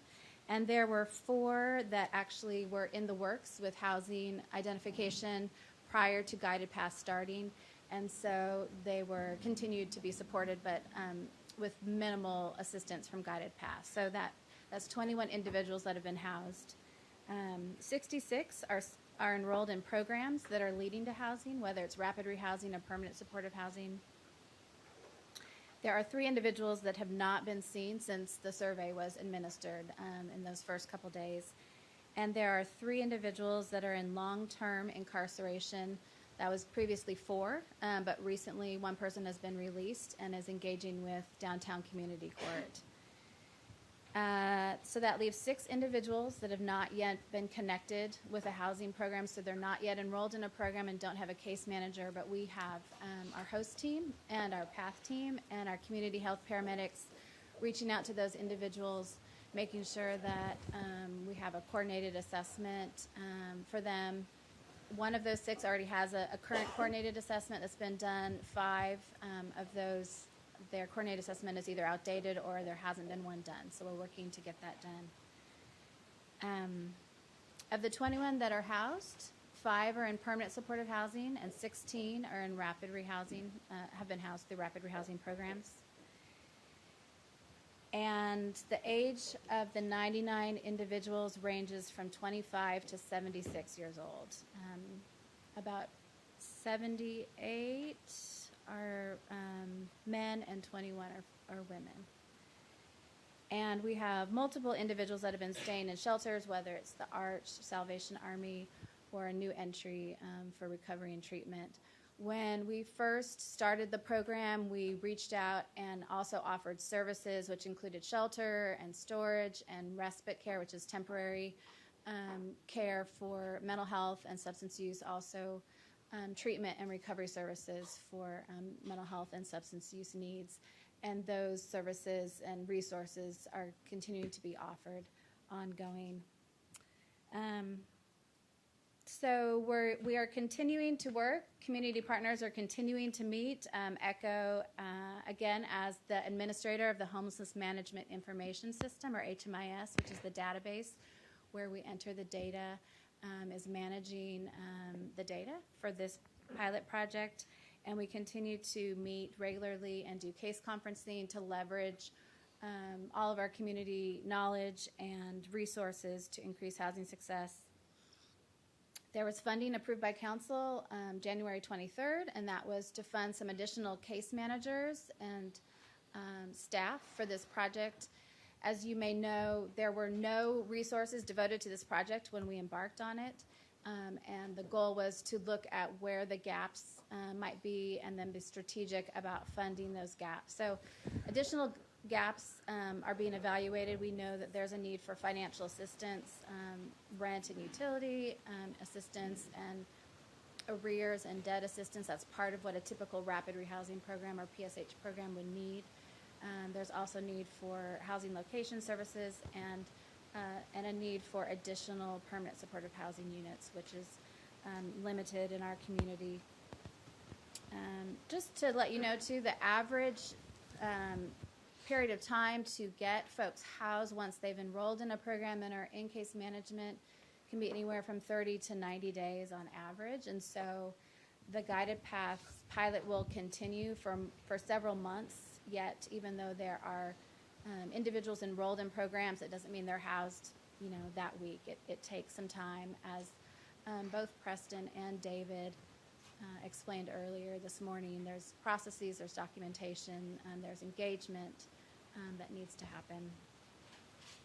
And so finally, we are looking at an expanded encampment resolution strategy, as we've talked about before, that would extend beyond the guided path as the guided path participants are being housed and getting into services.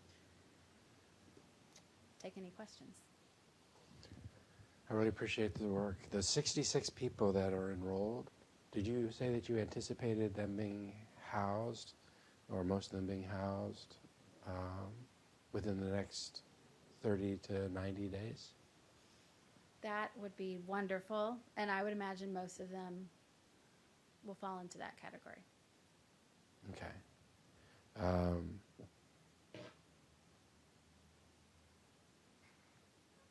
Do you think when we say most of them, I'm trying to figure out if we anticipate being able to house the 66, or almost all of them, or if we're thinking half of them might be.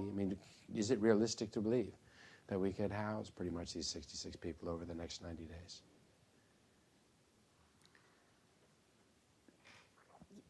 I hope so. Again, we have a shortage of affordable housing. We have a shortage of permanent supportive housing. And so this pilot was taken on top of all of our existing programs, which continue to try to house folks through rapid rehousing and through permanent supportive housing programs. So it's a matter of rapid rehousing and permanent supportive housing require housing location and negotiating if it's a market rate or a private landlord, getting the lease negotiated and getting that housing identified and secured.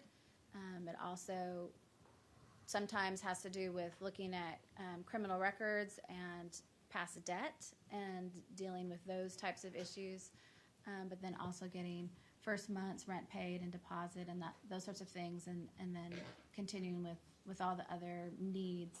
So it's complicated, and it's a case-by-case basis. So it's certainly possible. It's certainly possible. Okay. And I would also just add, Mayor, yes, sir. As you could see from the report out, it's a very complicated and fluid situation. What we will say is that we will continue to report out. We will continue to monitor this group of individuals and continue to report out on progress.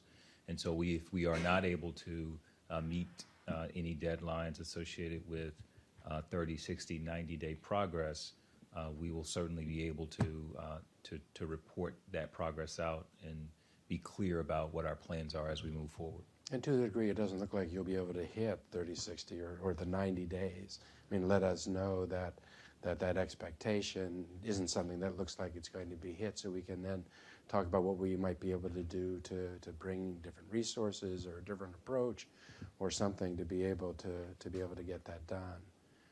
Are most of the folks that we're housing this way, what is the challenge? Is it, we have a motel strategy, which I think we'll be talking about in a second, but we haven't gotten any of those rooms open yet. But yet we're housing people. Is it rental assistance? Is it finding landlords that are willing to rent units to folks in this population? Where's the challenge for us, the greatest challenge for us in housing these 66 people?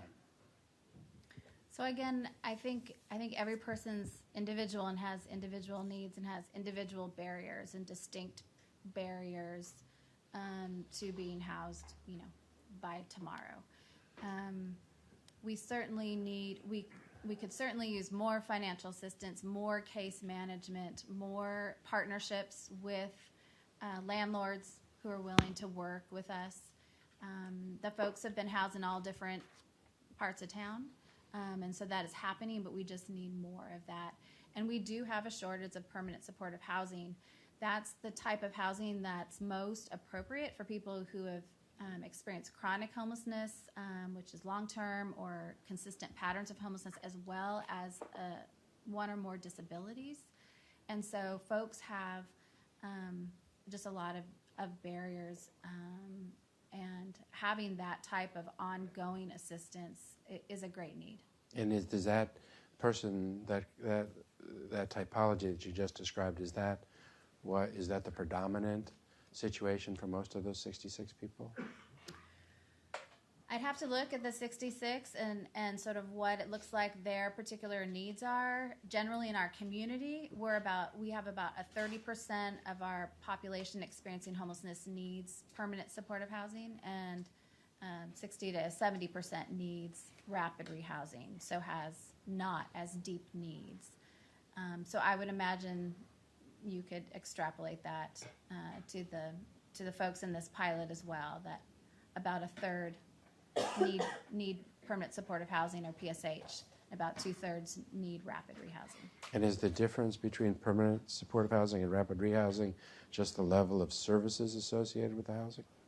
It is the level and the duration, right? So permanent supportive housing is long-term subsidy and long-term support services, whatever those may be. There's a variety of services.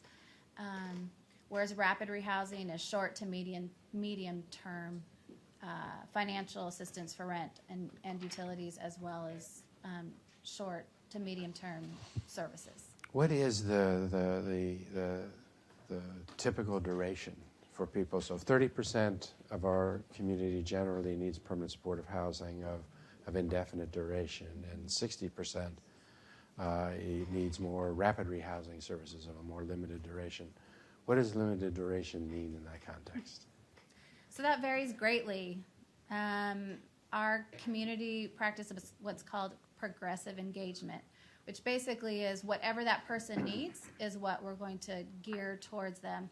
So some folks just need financial assistance and some housing location assistance and maybe a little bit of help that will last just a few months. Some folks need 2 years or even more of financial assistance and case management, but not expected to continue sort of long term. Okay. And again, city manager, assistant city manager, I think what would be helpful for me, and I think many people in the community, is kind of what the plan is and what we can expect. I know everyone's working really hard, and everybody's doing the best that they can do with the resources that they have. But if there was a way to feel that this is the duration that we think it's going to take us to get to an equilibrium place, and we can measure progress over time, or if we added more resources and were able to accomplish these kinds of things, then we can shorten that runway and we could adjust then what our expectations were that we would be measured against over time. I think part of what we have in the community right now, I believe, as I go around, is a community that is really wants to assist and participate in this challenge, really wants to get into an equilibrium place, but they believe that good things are happening, but they don't know how those things relate to one another. What is the plan, and what are the metrics associated with the plan that we would anticipate being able to hit in 2 months and 3 months and 6 months and a year, so that we would be able to hope for performance and for success. And it would be really helpful if we could get that. Councilmember Tovo. Thanks for the update. I wanted to ask if we could, I couldn't quite capture all of the different places that the 21 had been housed, through which programs, and so I wondered if you could provide us with just the numbers via email. Sure. And for those who are not connected to housing, I can't remember what it was the last time we had an update, but could you help me understand what the gap is for those individuals? Is it a gap in, I think I heard you say that those individuals don't yet have a caseworker. Is case management part of the gap that we're Right. experiencing in terms of resources? Exactly. So someone being enrolled in a program means that there is staffing, so case management support for them, as well as financial assistance, all the pieces that are necessary to move someone from homelessness into housing. And so those 6, it's a matter of caseloads rolling, and that's partly why we came to council for additional funding for additional staff, because there's a need for more staff in those programs. Will those additional staff help serve the needs of those 6 individuals, or not until the caseload? Not for a bit until the Yes, caseload they're in the hiring diminishes. process, and so it takes a little time to hire folks and get them trained. But again, on a daily basis, things are changing. So I would anticipate mid-January there were 14 people that weren't in a program, and now there's 6, and so Great. we are making progress. Thank you. And then for those 66 who are enrolled in programs leading to housing, are there funds identified for those housing supports? So that's something that we'll probably come back to council for as we're looking at those gaps and needs. The staffing, we've already established that we had to increase the staffing, but there are also financial assistance to support those programs. So we've asked our partner agencies to provide the amount of funding that they've spent so far, but because it's been at the very beginning of the program, that won't fully capture the need. But we'll be putting that together and making that available.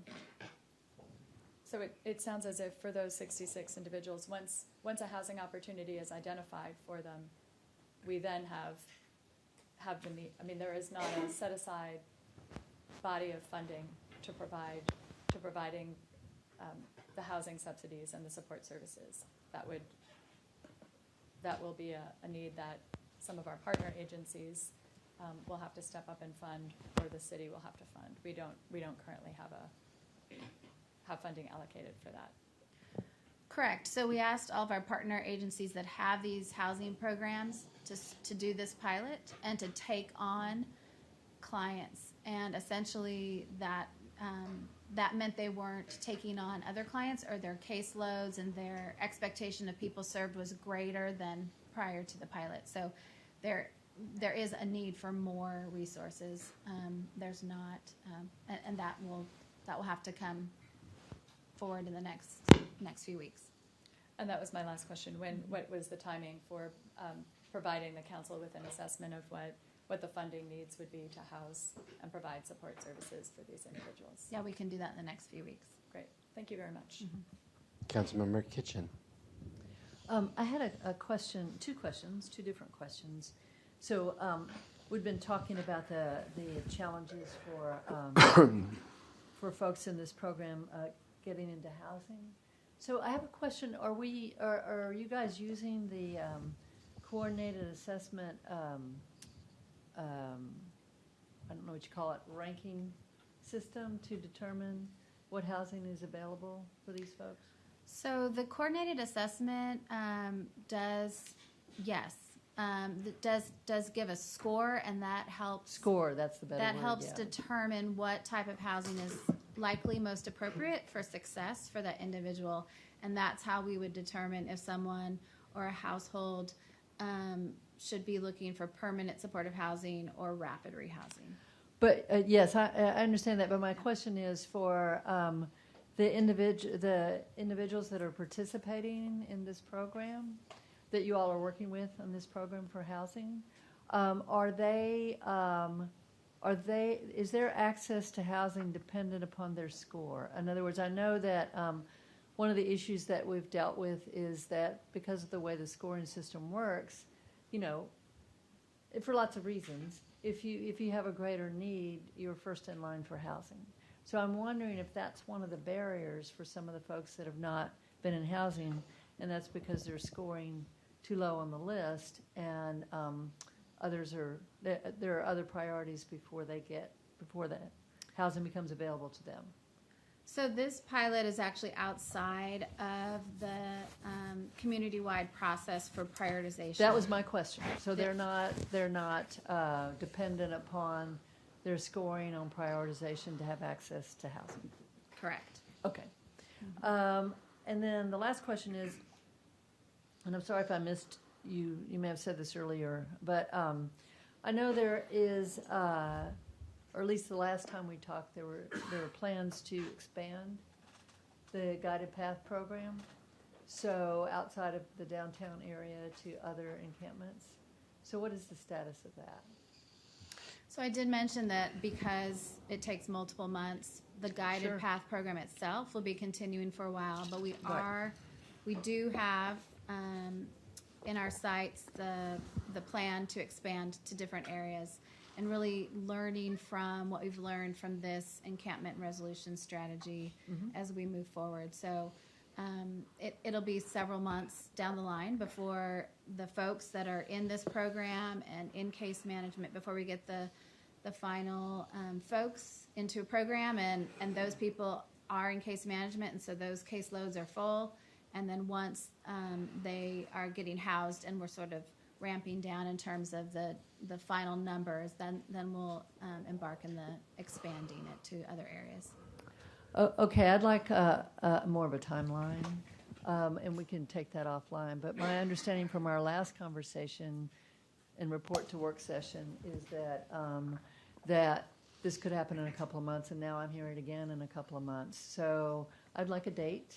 So I'm looking at ACM Shorter. Maybe we can have a conversation about that. Sure. I understand that if we were only doing these sequentially, and I understand the concerns you're saying, but if we end up only doing these sequentially, it could be quite some time before we expand to other areas.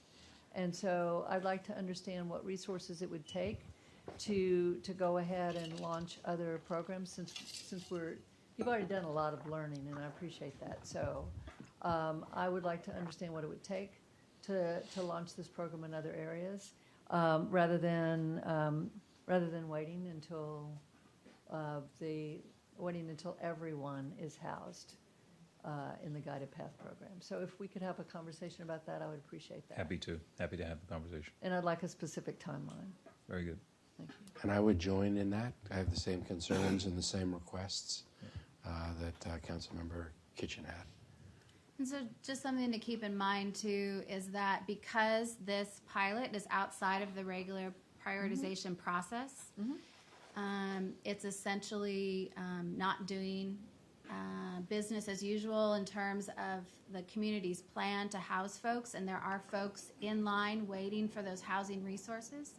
And so as we move forward with expanding encampment strategies, we also need to look at, and some communities will sort of blend in folks that are reached through encampment strategies and those that are on the coordinated entry list by score, waiting, and prioritize for housing, so that we would not displace folks that are prioritized for housing through our programs as well. So that's just something that we'd have to look at and figure out in terms of timeline.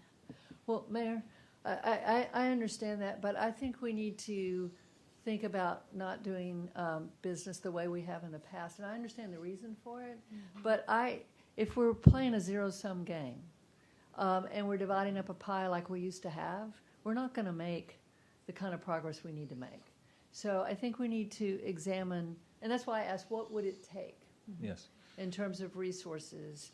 I find the encampment response strategy and an interesting tool, one of the interesting tools, not that it's the only thing, but I think we need to move forward with it, and I think we need to understand what it would take to do that, given the other kinds of concerns that you raise.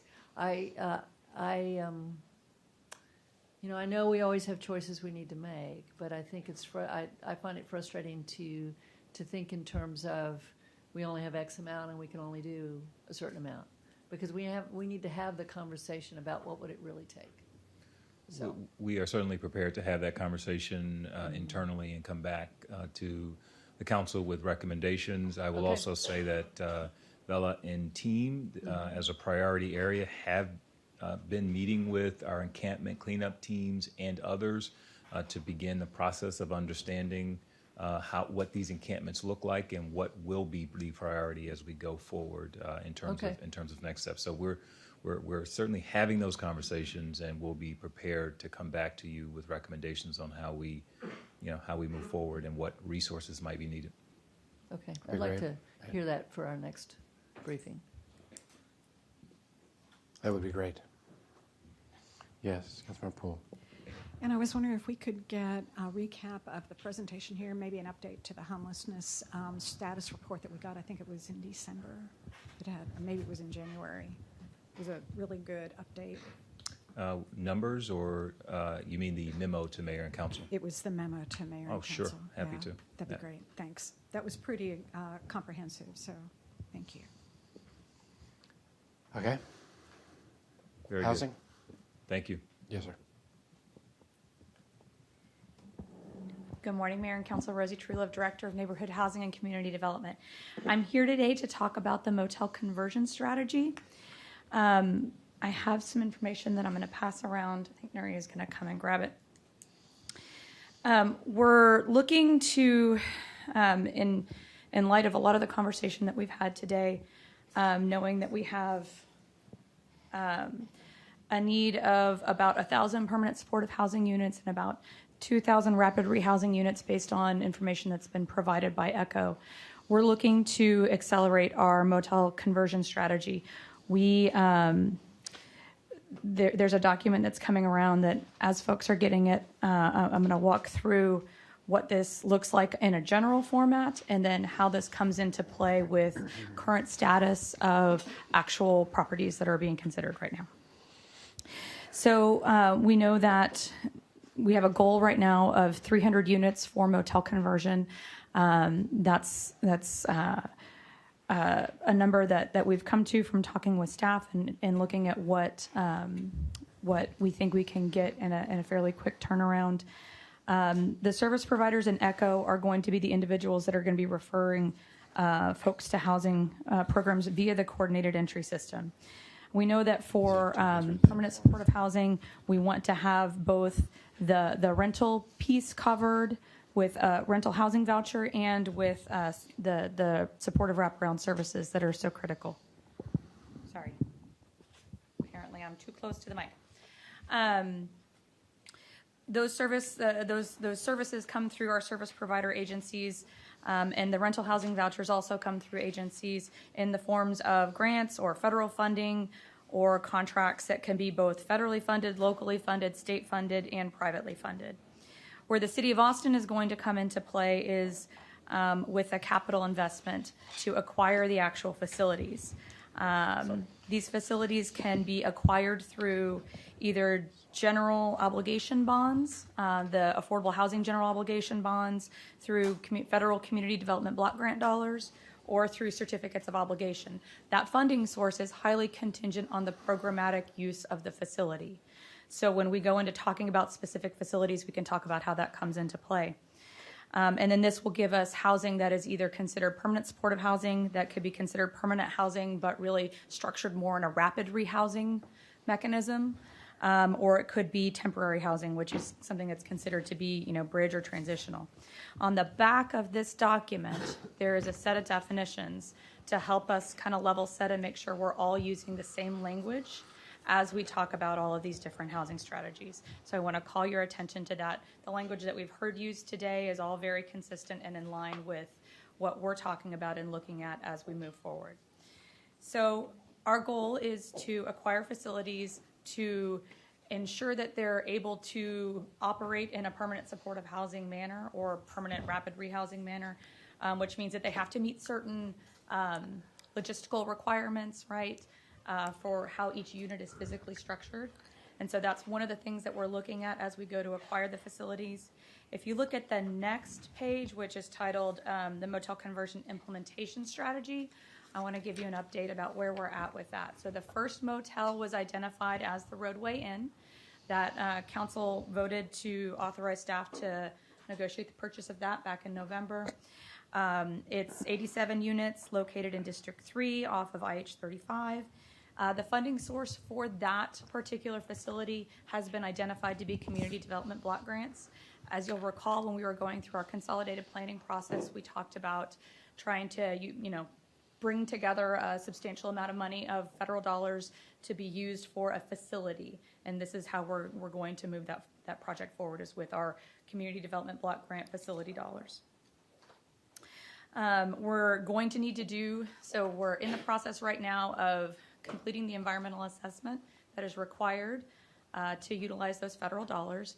That's moving along. We anticipate being complete with that by the end of March, and that we'll be moving to close on that facility in mid-April. We anticipate some minor amounts of rehab is going to be necessary, and we're working with building services and with Office of Real Estate Services and our partners at Health to identify what that work really needs to look like so that we can get it as operational as quickly as possible. I don't have a time frame on that yet for you, but as soon as I have a time frame on that, I will communicate it. Right now, we've identified the service provider for that particular facility to be ECHO, and ECHO is working with the City of Austin on the agreement that will come into place between the two agencies for the operation and maintenance of that particular facility. Again, we're looking at closing on that in mid-April. We're looking to expedite the rehab as much as we possibly can, while still knowing that we want to deliver a quality facility to the agency to house people experiencing homelessness. So when we turn our attention to future facilities, we're going to take kind of a parallel track on this. The first track is looking for additional sites to acquire. There are some that I think our real estate department is working on, and as soon as we have information on those, we'll be bringing it forward to council for consideration. The funding for those, again, will be contingent on the programmatic use, but I think for the next one, we are targeting general obligation bonds, affordable housing general obligation bonds for the acquisition of that particular facility. At the same time, we're going to be issuing a request for qualifications to see what agencies out in the Austin community are poised to help us with providing the services associated and needed for those facilities and the management, property management for those facilities. So we anticipate issuing that RFQ in March, mid-March-ish, and that we will then be bringing that award for potential future agreements to council later in the summer. Do you have any questions right now on the motel conversion strategy? Mayor, quickly, when you were talking about the RFQ, you said service providers to provide services. Can you tell me what those entail? It would be what this is going to be a health facility in the end, and so I would let Vela speak to some of the services that might be provided at these facilities. So again, it depends what type of housing model it is. If it's permanent supportive housing, if it's rapid rehousing, or if it's bridge, transitional, temporary housing. Those types of housing models would dictate what types of services would be there. So be certainly case management, access to health care, employment services, access to substance use, mental health services, peer support, again, depending on the type of housing provided there. Thank you. And we're structuring this as a request for qualification so that we can get a good assessment of what is in the community and what folks might be able to bring to the table so that we can then best fit with any potential future facility that might be acquired. We've heard from multiple different agencies that there is interest in this kind of a conversion strategy, and so we want to make sure that we're right sizing and aligning with what's there in the community. I will also note that while it's not on this paper, we are starting to look at and assess the feasibility of creating a local housing voucher. We know that there is increased need for rental subsidy in our community, and we're looking at how we might be able to structure something like that would be basically like a housing choice voucher at a local level. It might be project-based to align with our facilities. It might be something that's tenant-based that goes along with folks as they might leave our facilities. We would recommend something like Housing Trust Fund. It would be a significant investment of Housing Trust Fund, but I think an appropriate utilization of Housing Trust Fund, and it would be something that would be continuing on an annual basis. And so we're not sure much in the way of detail beyond that, but that is something that we're starting to talk about and see how we might be able to right size that and fit that for our community. I love that you're looking at that. Councilmember Kitchen. I wanted to say thank you very much for this. Yes. It is very, very, very, very helpful to have the program distilled onto a one-pager front and back that we can hand out. And so this is the kind of thing that is very helpful. And I know we had a meeting with some folks from PIO who are going to be working on other things like this for related to our homelessness, or related to our services, and that's very helpful. So my question to you is, where can we get a copy of this? And is there a link as we share information with our districts that we can get a link to this? Absolutely. We'll get it out to you, probably through PIO, but we'll get that out to all the council offices, and it'll get posted online. All right, thank you. And we will continue to update the implementation strategy document as we progress. So how is that going? What does the progress look like? What is the path to 1,000 permanent supportive units and the 2,000 rapid rehousing units? And as Councilmember Tova points out, making sure that we have the services to be able to make them constructive and meaningful. So I don't know that I could tell you what the complete path is right now. I think this is one piece of it. I think a local housing voucher is another piece of it. We're going to be looking to leverage our low-income housing tax credits based on how the qualified allocation plan was laid out for the ones that we're working on right now. Points have been added for supportive housing, and so the projects that are rising to the top through that scoring assessment are projects that have supportive housing. And so that's potentially another 200 to 300 units coming online in the next 2 years, depending on how that goes. So we're working to try to get us that full path to get us to 1,000 and 2,000. I can speak concretely to what we have in front of us today as the goal that staff's working toward.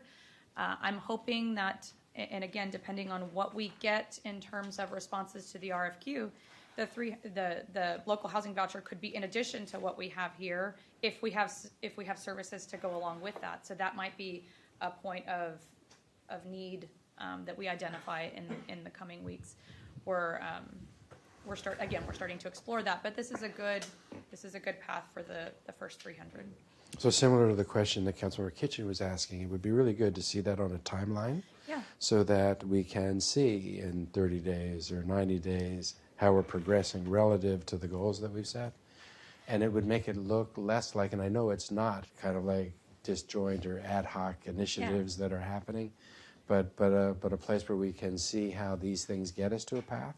Yep. And then if one of the elements that we have turns out to be one that we don't think is going to work, then it's really easy to see the hole that's created by that, or something's particularly successful and we think we could scale it more, we could adjust that too, but so that the community can see. My sense is that the community will be with us to the degree that they feel hopeful, not unlike the earlier speaker we had from Integral Care. I think the community will be with us if they feel hopeful, but feeling hopeful means that they think that we have a path and a plan, and they can see getting from here to there. And I think we need to do that even beyond talking about the immediate initiatives that we're working on, to be able to have that in perspective. So, at the same time that you report on Councilmember Kitchen's deal, even if it was rough, what the path looks like to get to 1,000 and 2,000 rooms, so that we can see what's involved and the services associated with supporting that.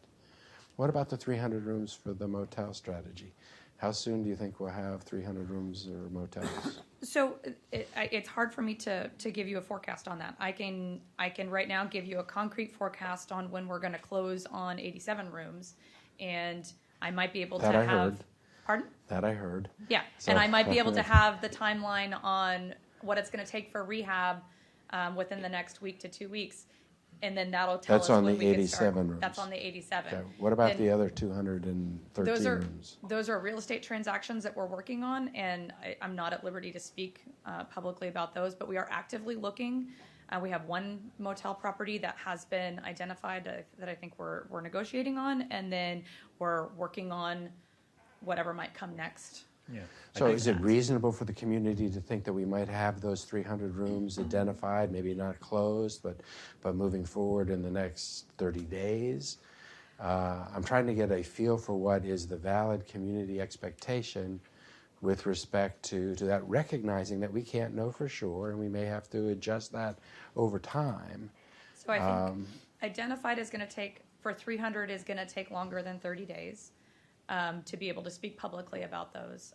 But I would want to have a conversation with Alex Gale in real estate to see where we're at, and I'm happy to get back to you on that. Okay. I recognize the need to have the path for the full number of units that we need to meet the community need. I just don't have that information. That's right. today. So maybe when you report back, I would really like to see, recognizing that we can amend it, I would like to know what the public can think of in terms of when we can get those hotels, motels identified and then purchased or closed or rehabbed or whatever it is. We talk about motel strategy. I don't know if that's a 10-year strategy for 300 rooms or if that's a 2-month strategy to get to 300 rooms. But I think we need to actually we have to tell the community what is reasonable for them to expect to see, recognizing that we'll adjust that. And we will do that.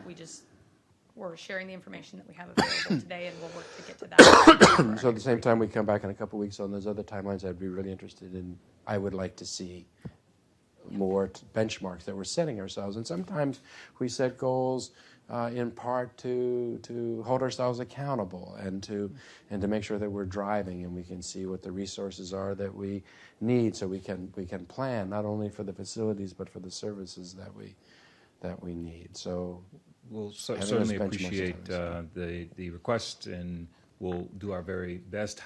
And so in terms of homeless services, developing a timeline and working with the various teams to produce some recommendations, we will certainly work to do. Housing is a bit different. There's a lot of moving pieces, and I think the market bears some level of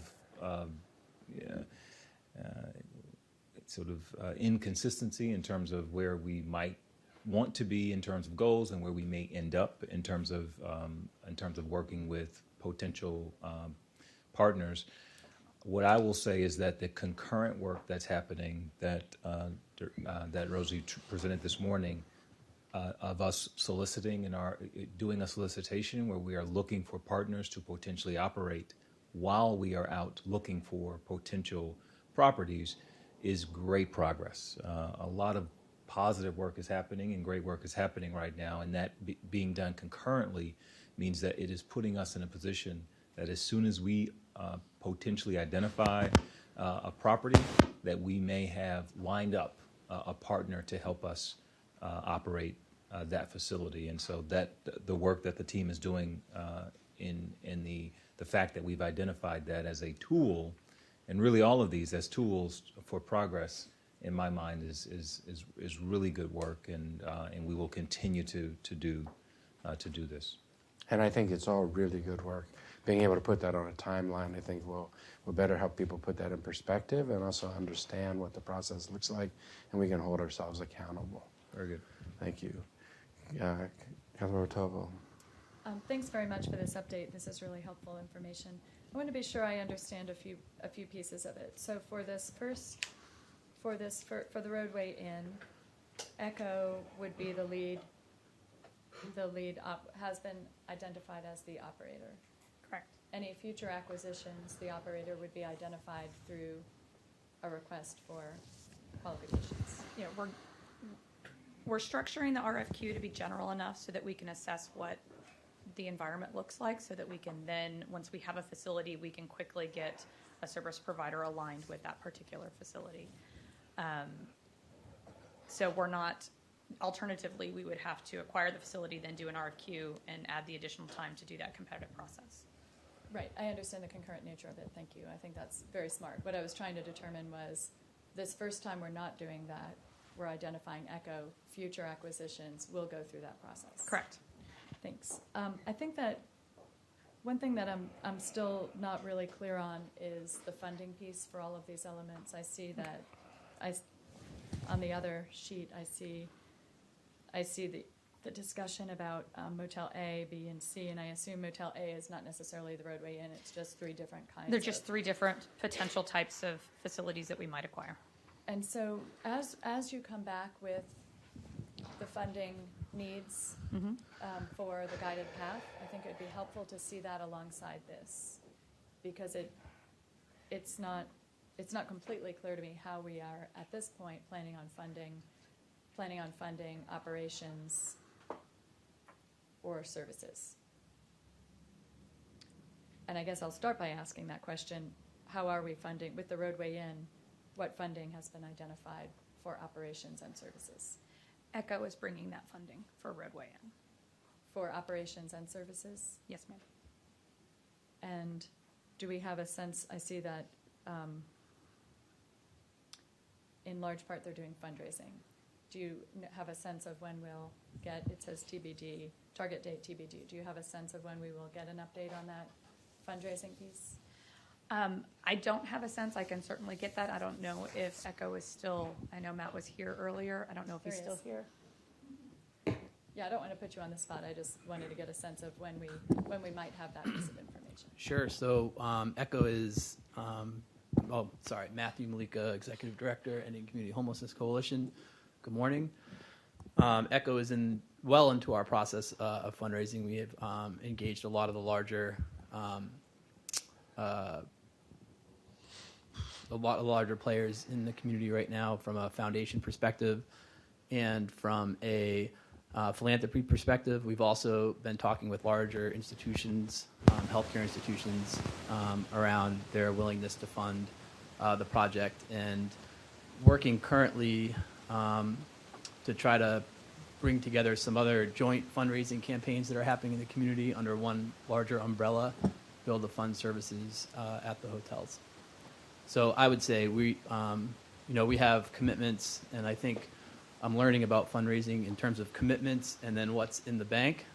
We have a lot of commitments, and I think we're well on our way to be able to stand up the first year for sure. Great. Thank you. And so I think as soon as you're able to provide us with sort of the details on that would be very useful. Yeah, this will obviously be an evolving conversation and evolving information, and as we get information, we'll update the documentation and provide that to Mayor and Council. And so it looks to me with regard to the next acquisitions, I think that's still a pending question about where those operational dollars would come from and where the support services dollars would come from. Is that accurate? It is, and that's part of what we're doing the request for qualifications to assess, to see what folks might have in terms of support and operational dollars that they would be bringing to the table. So then we would be able to make an assessment on the city's part about what, if any, we would need to bring to stand up the facility, and that's why we're working to try to get those service providers identified early, even in advance of having the actual facility, so that we can work through those kind of questions. Great. So there's the hope then that some of the service providers might actually have the available funding and just need a facility. Yes, and that is what we're hearing, which is why we're handling this in the way that we're handling it. Okay, good. Thank you. Mm-hmm. Okay. Thank you all very much. Our final two updates, our encampment priority area update, and then communications, if you'll come up as well. The last time we were together, we talked about encampment cleanup and storage, and wanted to provide an update, and I believe a handout is coming, as well as communications in the executive dashboard. So we'll start with encampment cleanup. Good morning, Mayor, Council. Good morning, Mayor, Council.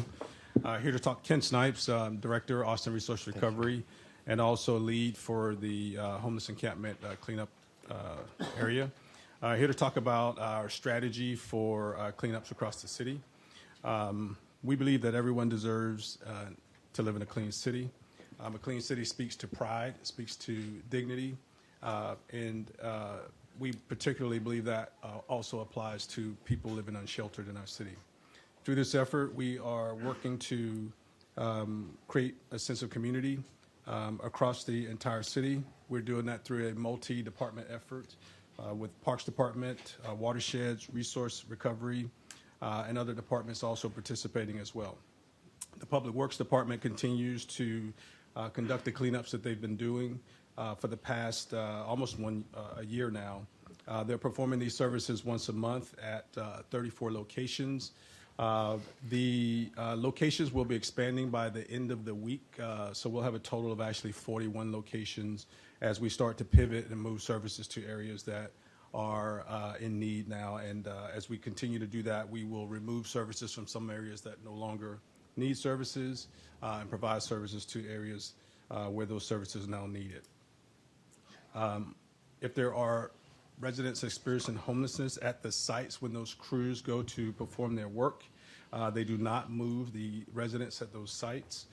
They work to remove the debris and the trash, and also they also provide be seen, be safe bags for them to store their personal belongings and anything that they feel that is of value to them. Watershed Protection is continuing their efforts as well. They are particularly concerned about any of the areas where there's a threat of flood or water quality risk for their particular lands that they maintain and own. Other landowning departments also are participating in the effort, particularly with respect to dangerous locations. Specifically, if you think about areas like electrical transformer yards and places like that, where it might be problematic to have people camping. So they're paying particular attention to those locations. Austin Resource Recovery is expanding its scope to provide cleanup support as well. The department provides on-demand cleanup for any other departments that are participating in the cleanup activity, and also has taken on the 311 homelessness calls. They track the information and prioritize areas for cleanup, and also recently started taking calls for graffiti as well. With respect to storage, the effort is still moving forward. For those experiencing homelessness, being able to have a place to store your personal belongings is crucial, and it helps to safeguard important documents. It helps to facilitate the ability to move about the city, to conduct basic life-sustaining services, find food, find work, et cetera. And we believe it is one of the single most important things that we can provide for homeless people. A best practice for providing that service is through using carts. The carts are typically stored in a warehouse. We're exploring an effort here to do the same thing. We talked a little bit before about using the Health Force site for doing that. We're still moving forward on that. We've done an evaluation on the site. What we've learned so far is that there were concerns about a couple of fire code issues there, particularly based on the size of the facility. The two options that we were given included either installing a fire suppression system or partitioning the area off. And right now we're leaning towards partitioning the area because the fire suppression system appears to be cost prohibitive. What are we doing right now related to storage? We've provided 144 carts to the Arch to support their efforts to provide storage for every one of the people that they house at the facility. We're also looking into citywide storage lockers. Lockers would give people another option to store their things. It would also provide people an opportunity to receive, to store their things at locations that might not be suitable for them in terms of coming to the central location. The Violet Bag program is continuing as well. And I also want to talk about the Workforce Solutions project. Workforce Solutions is a project between the partnership with Austin Public Health and the Parks Department. And they're working to hire people experiencing homelessness as an alternative to panhandling. And the thing that I want to point to about that program is that it's been very successful in helping the city clean up. To date, they've removed about 50 tons or about 100,000 pounds of trash from the streets and from encampment locations. When we last talked, I mentioned to everyone that we were working on tools, and I want to point to a couple of three documents that we have here, or storyboards that we have down front. The first one is a cleaning map. That map captures all of the areas that we're currently performing or providing services. The second is a 311 calls calendar that kind of allows us to look at trends. It allows us to predict what's happening out in the city so that we can take a more strategic approach to providing our services. And the last is a heat map. The heat map has been particularly beneficial to us. It allows us to really focus our efforts where they're needed. We don't expend resources driving around or looking around the city in areas where we really don't need to provide the services. So.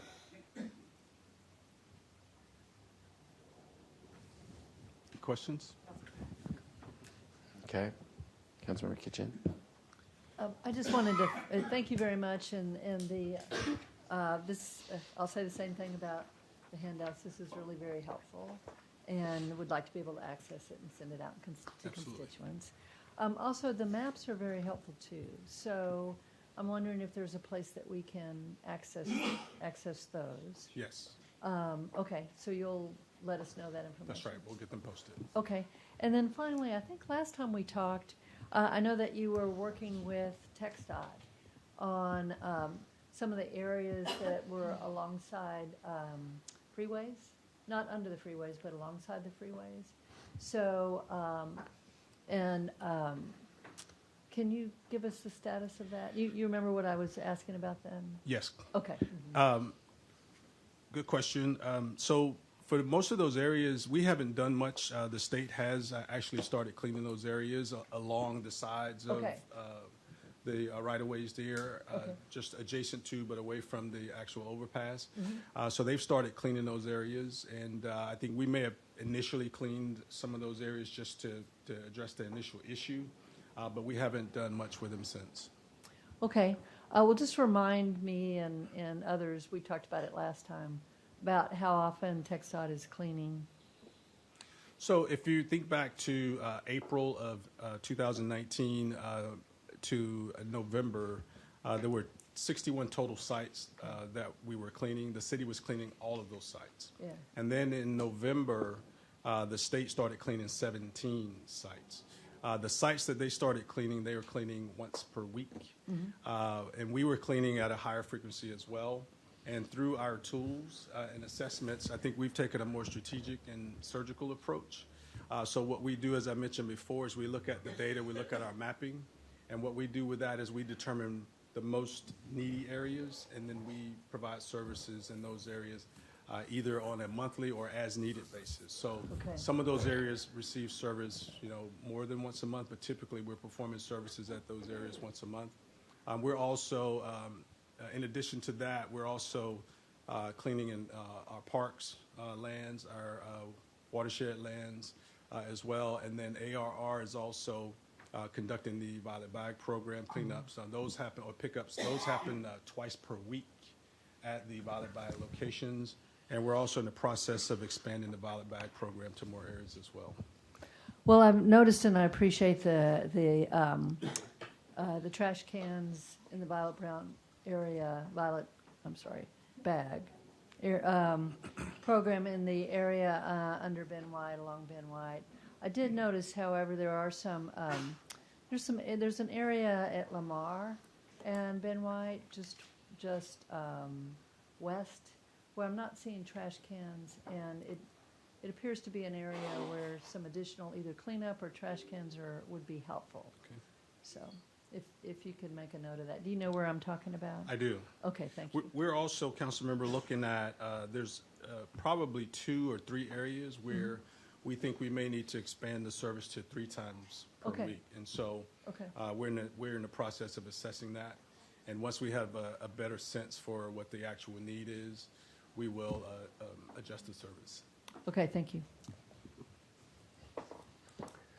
So I really appreciate the work that we're doing on cleanup in the city. And I think it's significant to know that the state's doing 17 highway overpasses, and we're certainly appreciative for any and all assistance that comes from the state. The 34 that we're doing, are those also underpasses, or are they more than underpasses? That is correct. Okay, so we're doing twice as many underpasses as the city is, and expanding up to 41. And I appreciate that, because I'm not sure a lot of people know that we're also involved in fact, doing about twice or more of the locations. That is correct. In addition to that, Watershed is also doing cleanups separate and apart from the Public Works cleanups. That is correct. Do you have a feel for the number or magnitude of the kinds of cleanups that Watershed Protection is doing? They have 20 sites. I don't know if we have any data to support that right now, but we can bring that data for that department. Okay, and Austin Resource Recovery, are they also doing cleanups, but at different sites than Public Works and at Watershed Protection? It's usually on demand or in support of the other departments. Okay. And Austin Resource Recovery does go out whenever there's a need. And they're also doing the typical litter work that they're doing. A lot of times, if we get a call about litter in between one of the cleanups, the Austin Resource Recovery Department does go out and clean up those areas. So those are the on-demand calls. So I think what would be helpful for me, and I think for the community, again, in a sense of understanding what it is that we're doing, because I think we're doing a lot, and I think if people understood and appreciated that, it would be cause for increased hopefulness. If we knew what the tonnage was of what we were picking up with the 34 going to 41 sites, the tonnage that we're picking up, the kinds of materials that we're picking up with Watershed Protection and the like, and if we could keep track of that over time, I think that would be significant. I don't know if we have access to how much the state is picking up in terms of tonnage in its 17 locations, but if we could access that as well so that the state gets credit for and we know what they're picking up, to have that kind of reporting for us, maybe on a regular basis, but certainly at the next time that we're together or before, I think would be helpful. Thank you, Mayor. We have data to support all of our cleanups. All of the departments do. The state does not track tonnage, so we really don't have the ability to compare and contrast, the performance of our teams versus what they're doing because they're not tracking tonnage. Okay.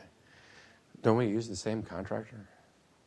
We do. They just don't ask their contract. They don't ask the same contractor to keep track of that for them. Okay. And I wasn't thinking in terms of compare and contrast. I was thinking more in terms of additive behavior. But so before we started doing this, before we put, does this represent more cleanups than we were doing a year ago? Right now? Yes. It does. I think before we started the overall cleaning effort, it was more on demand based, and so now we've created the dedicated sites and the dedicated cleanups and the dedicated teams. So there's certainly more happening now than was happening at that time. Do we have a feel for what kind of tonnage we were picking up before we did this surge? I don't know if we were tracking that then. Okay, if you could check on that, I'd like to see that. But it gives rise to the question.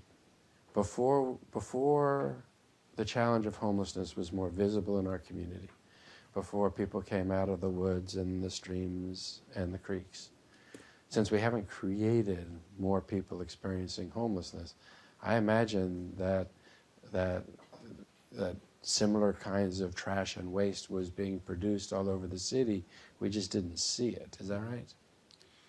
I couldn't speak to that for sure. I can tell you that we're actually studying the locations of many of the encampments that weren't tracked before. So we have that project underway. It's not complete yet, but we might better have an idea of what's out there still and some of these locations that haven't been cleaned up yet. And once we get eyes on some of those locations, I think we could probably start to pull together some data on that. Okay, because I'd like to see that too. You know, one of the reasons why I joined with my colleagues to kind of change how we were approaching this challenge a year ago was because a year and a half ago and 2 years ago, I went to some of the camps that that you couldn't readily see, and there were vast amounts of trash that was accumulating and no plan and no activity to remove it.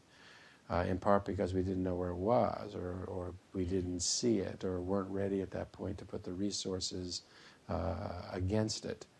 But I definitely feel that with this work, we are a safer and healthier community because we're taking care of a challenge with trash alone that we were not seeing or recognizing or really dealing with except on an as-call basis before.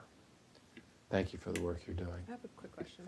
Yes. Because you mentioned that we used to do this more on a responsive kind of way, now it's more regular. So just for people listening, or just so I can verify to my constituents, if somebody sees an area that has a lot of trash, they can always call 311 and we would respond.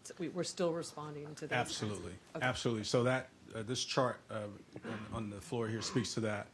The 311 data has been one of the primary drivers for our response. And what we've done since is we've created programming based on what we received there to determine where it makes sense to set up the standing cleanups. And it ebbs and flows. Sometimes we have areas that we're servicing, and for whatever reason, the residents leave. And we stop servicing that area, and then we look to redeploy those services to areas where people have moved to or where there's a need. Okay, thank you. Okay. Yes. I just want to make a comment on last year in January. I went to visit just 2 sites, and I photographed the sites there, and that just amazing of all the trash that was inside the underneath the overpass at Riverside, and in the one of those drainage tunnels, it was just full of trash. So, yeah, you couldn't see them. You could drive by there, you'll never see that trash, but it was there. And another place that you can get some of that data is Clean My Park. I was down there at Battle Bend Park, and I took out 4 grocery carts of nothing but trash that was there, and there was still a lot more. And you couldn't see it from the park. You had to go inside deep. But it's there. It's good we're doing better now. Thank you.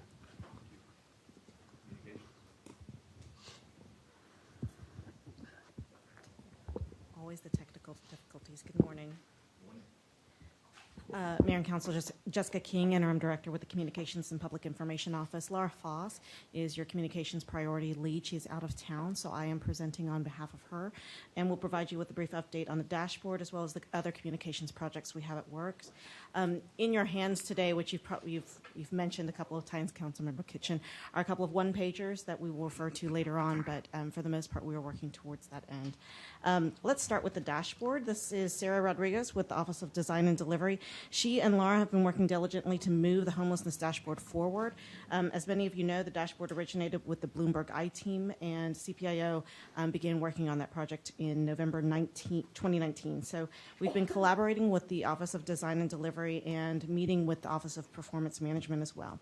At the end of last month, the staff created a prototype, and they are gathering input on the site structure, data sets, and accessibility, and they'll be doing this through focus groups, which include your offices as well as those who work with individuals experiencing homelessness, as well as Austin residents. So far, the team's met with about 5 council offices, and they will work on scheduling time with the balance. I think we have one more meeting next week that we'll have that's already been scheduled, but anyone who we have not met with, we are working to get on the calendar. I'll hand it over to Sarah, who will go over some of the themes that were discussed during the meetings last week. Yes, so I'll just be brief because I know we're at the end of this portion.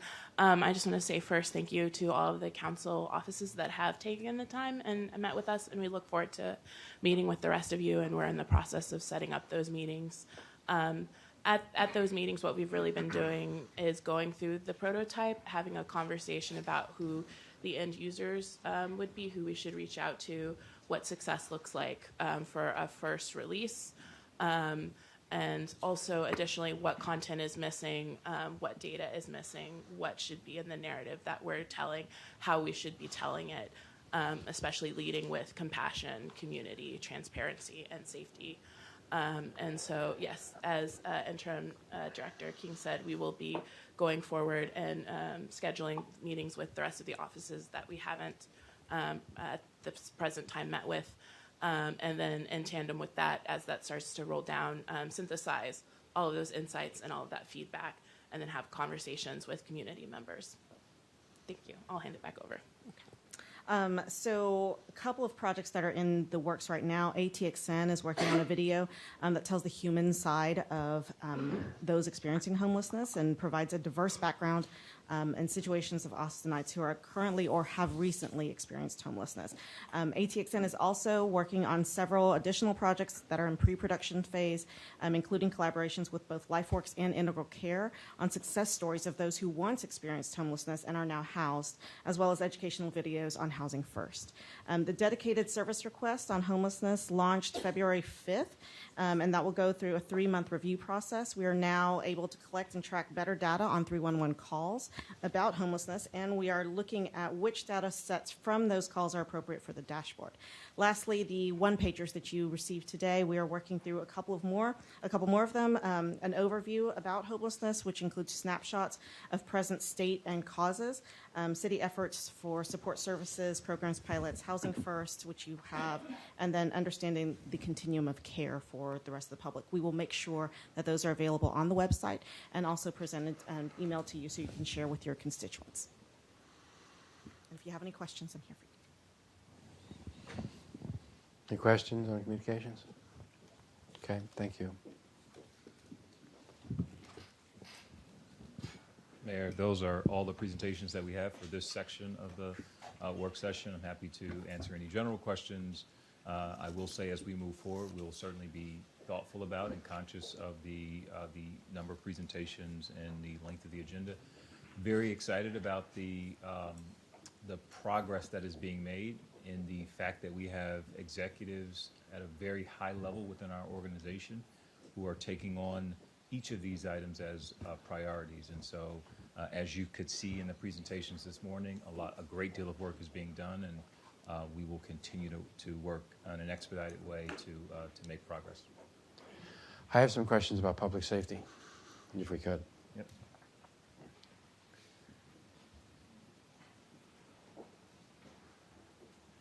And I want to talk about aggressive confrontation, that issue. I know that this week we had one of the vendors in the farmers market pull out or pull out from that location. I had the chance to speak with the owner of that company, who had raised some concerns about homelessness generally in this city, and I asked him to explain to me the incidents that he was referring to, or that he wanted that were impacting him. He pointed out 4. The first one was the shooting that took place at the Pecan Streets Art Festival in 2017. It happened after the festival had closed on the Saturday night before it opened on Sunday night. I don't think that it involved someone who was experiencing homelessness. I don't remember, but it was back 3 years ago. And obviously, while it happened while no one was there because it was closed, very few people, I can certainly understand how that would be pretty disconcerting. It was near his booth on the Pecan Street Festival. The second thing that he talked about was in the spring of last year, in 2019. So again, before we passed any ordinance changes as a council, he described a situation where he and his family were trying to get to their car in a parking garage, and there was someone who was out blocking the elevator, and 311 was called, and I think fire department came and assisted in that situation. The third thing that he addressed occurred several weeks ago, not at the farmer's market, but at a coffee shop nearby.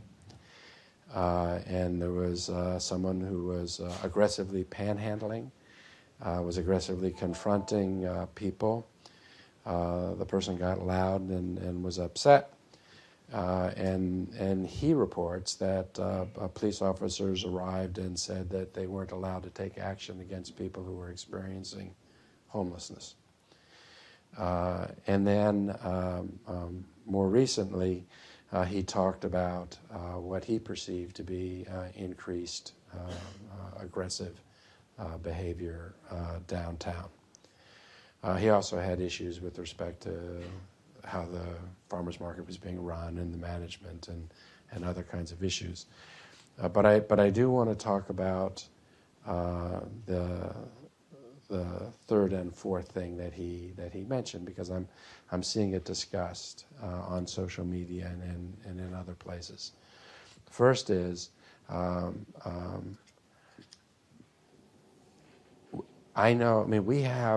we have an ordinance in this city that continues to make it wrongful conduct, illegal, to aggressively confront people downtown or anywhere in this city, and I think it's really important for everybody to know that we have that ordinance, and it's defined terms. Aggressive confrontation includes people approaching or following pedestrians, repetitive attempts to confront another person despite refusals, the use of abuses of profane language with an intent to cause fear and intimidation, unwanted physical contact, or the intentional blocking of pedestrian or vehicle access. Our ordinance defines aggressive behavior. Our ordinance defines confronting. Those things are all illegal in this city. And I just want to confirm for the public, because I don't know what happened in the conversation that ensued. But do we continue to enforce our ordinance against aggressive confrontation? Mayor, Council, my name is Joe Chuck. I'm one of the assistant chiefs. To answer your question, Mayor, yes, we continue to enforce the ordinance. The ordinance, guidance on the ordinance has been put out to our officers over the last several months, and the expectation is for our officers to enforce those ordinances as they see fit. They do have the ability they have discretion on how those ordinances are enforced, so that we see an end to whatever the conduct is. However, the statement apparently that was made by the person that was complaining that... And again, I don't know whether that statement was made or not. It was just a report. Right. I can just tell you that our officers, the expectation is certainly there for them to enforce those ordinances. Within the last week or so, I was asked, and it was suggested that there had been instruction from members of this council to the police department not to enforce our aggressive confrontation ordinance. Is that true? No, that is not true. Okay. Not at all. If there's additional assistance or additional programs that we can bring to bear, we heard from the first person that talked today about aggressive behavior and quite frankly how oftentimes that becomes a self-fulfilling kind of prophecy. If you walk into an exchange anticipating aggressive conduct and you act in a certain way, you might help precipitate aggressive conduct. But if there's additional resources that we need to bring into our street, more street navigators, greater host team presence, greater community paramedic presence, greater social work folks on our streets. I don't want the meme to be created that there's aggressive behavior, aggressive confrontation occurring to a city that we're not being responsive to or dealing with. I recognize on social media sometimes these things just catch and then all the world starts commenting on it. I want us to stay ahead of that, and I want us to affirmatively react to that and make sure that we're doing everything we can to make sure that everyone in our community feels safe. I mean, everyone in our community. and recognizing that people who are experiencing homelessness in our community much more likely to be the victims of crime than to perpetuate crime. If you or the chief or anyone can identify any additional resources or things that we should be doing as a council to further support your work, I want to make sure that you let us know. Well, Mayor, I appreciate that, and I can tell you that working through the Homeless Working Group Strategy Committee that we have, that what you said exactly is what happens. You have one incident that is reported, and it catches fire on social media. I think that education is the key. I think that we have a good communication strategy on how we're pushing out the message, the correct message, and really what reality is. That when we're looking at our violent crime incidents, especially in the downtown area, that a small minority of them involve an individual experiencing homelessness. What is driving that right now is gun crime, is people that are not homeless, and we put things in place to begin to push that down, and that is working. But I think that education and the communication piece is going to be the key in that. Okay. Every chance you have a chance to address that and say what you just said out loud, I'd appreciate it. And if people could see that clip of what you just said widely, because there are some pretty loud voices right now on social media that are pushing isolated incidents as if they were the norm, and creating fear in our community, which does not make us a safer place. I know that we had a spike in crime a year ago as we were moving into the spring festival season. No one at that time suggested that had anything to do with people experiencing homelessness. The police reacted by creating a greater presence downtown. That worked. The spike went back down. We now have another spike, and I saw the chief the other day telling the community that he was going to redo that greater presence again. And I hope and expect that it has the same impact that it had before. I trust manager and that if what is appropriate is for us just to maintain that level of presence over time, maybe with a larger city, it's just something that we need to do on an ongoing basis.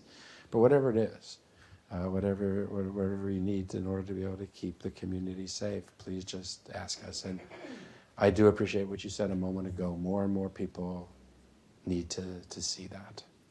Thank you. Thank you. Yes, Mayor Pro Tem. I just, this is important dialogue to be having. I just want to make sure we need to react, but we need to not overreact. And so I don't want the response to be when I feel our mixed characterizations of what's happening, not you out there, the response to be, let's put more police, because we know that over-policing affects certain communities more than other communities. And so, yes, please let us know the needed resources, but I definitely do not want us to overreact when people are misstating facts and characterization of events.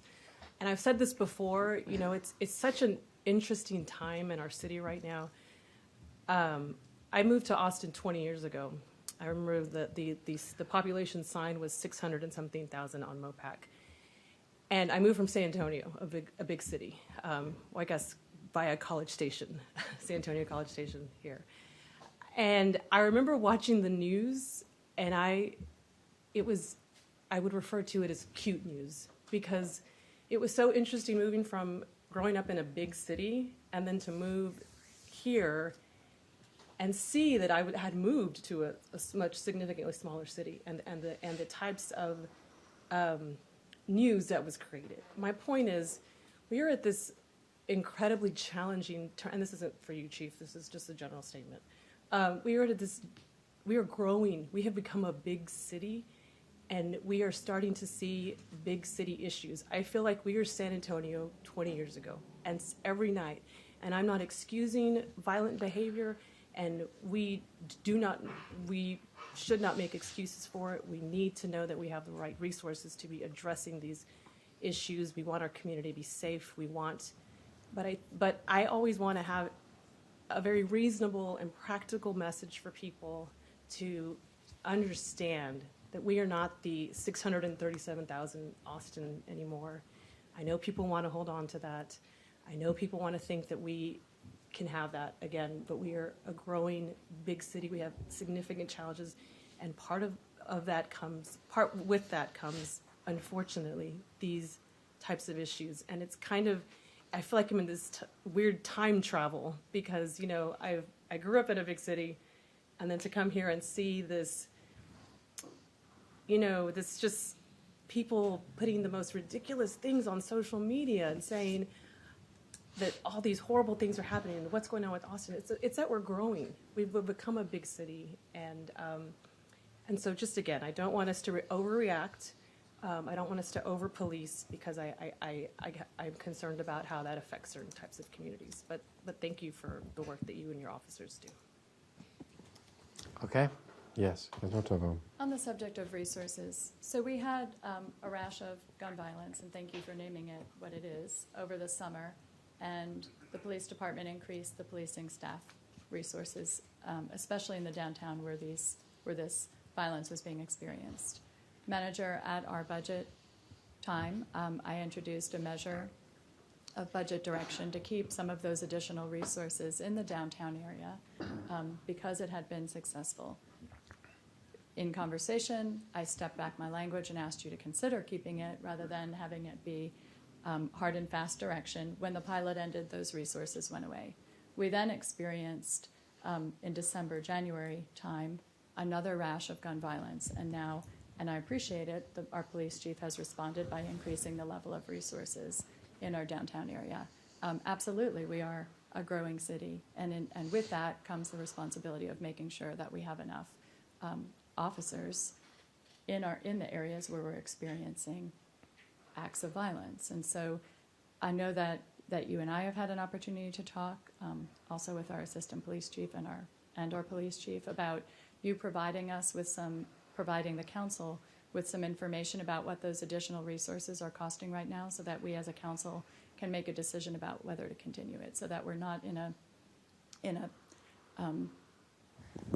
phase of being responsive, but if there is an ongoing need for those additional resources, that we're proactive about it before those additional resources. And as I understand, at the end of Spring Festival, is that the end time for those additional staffing levels?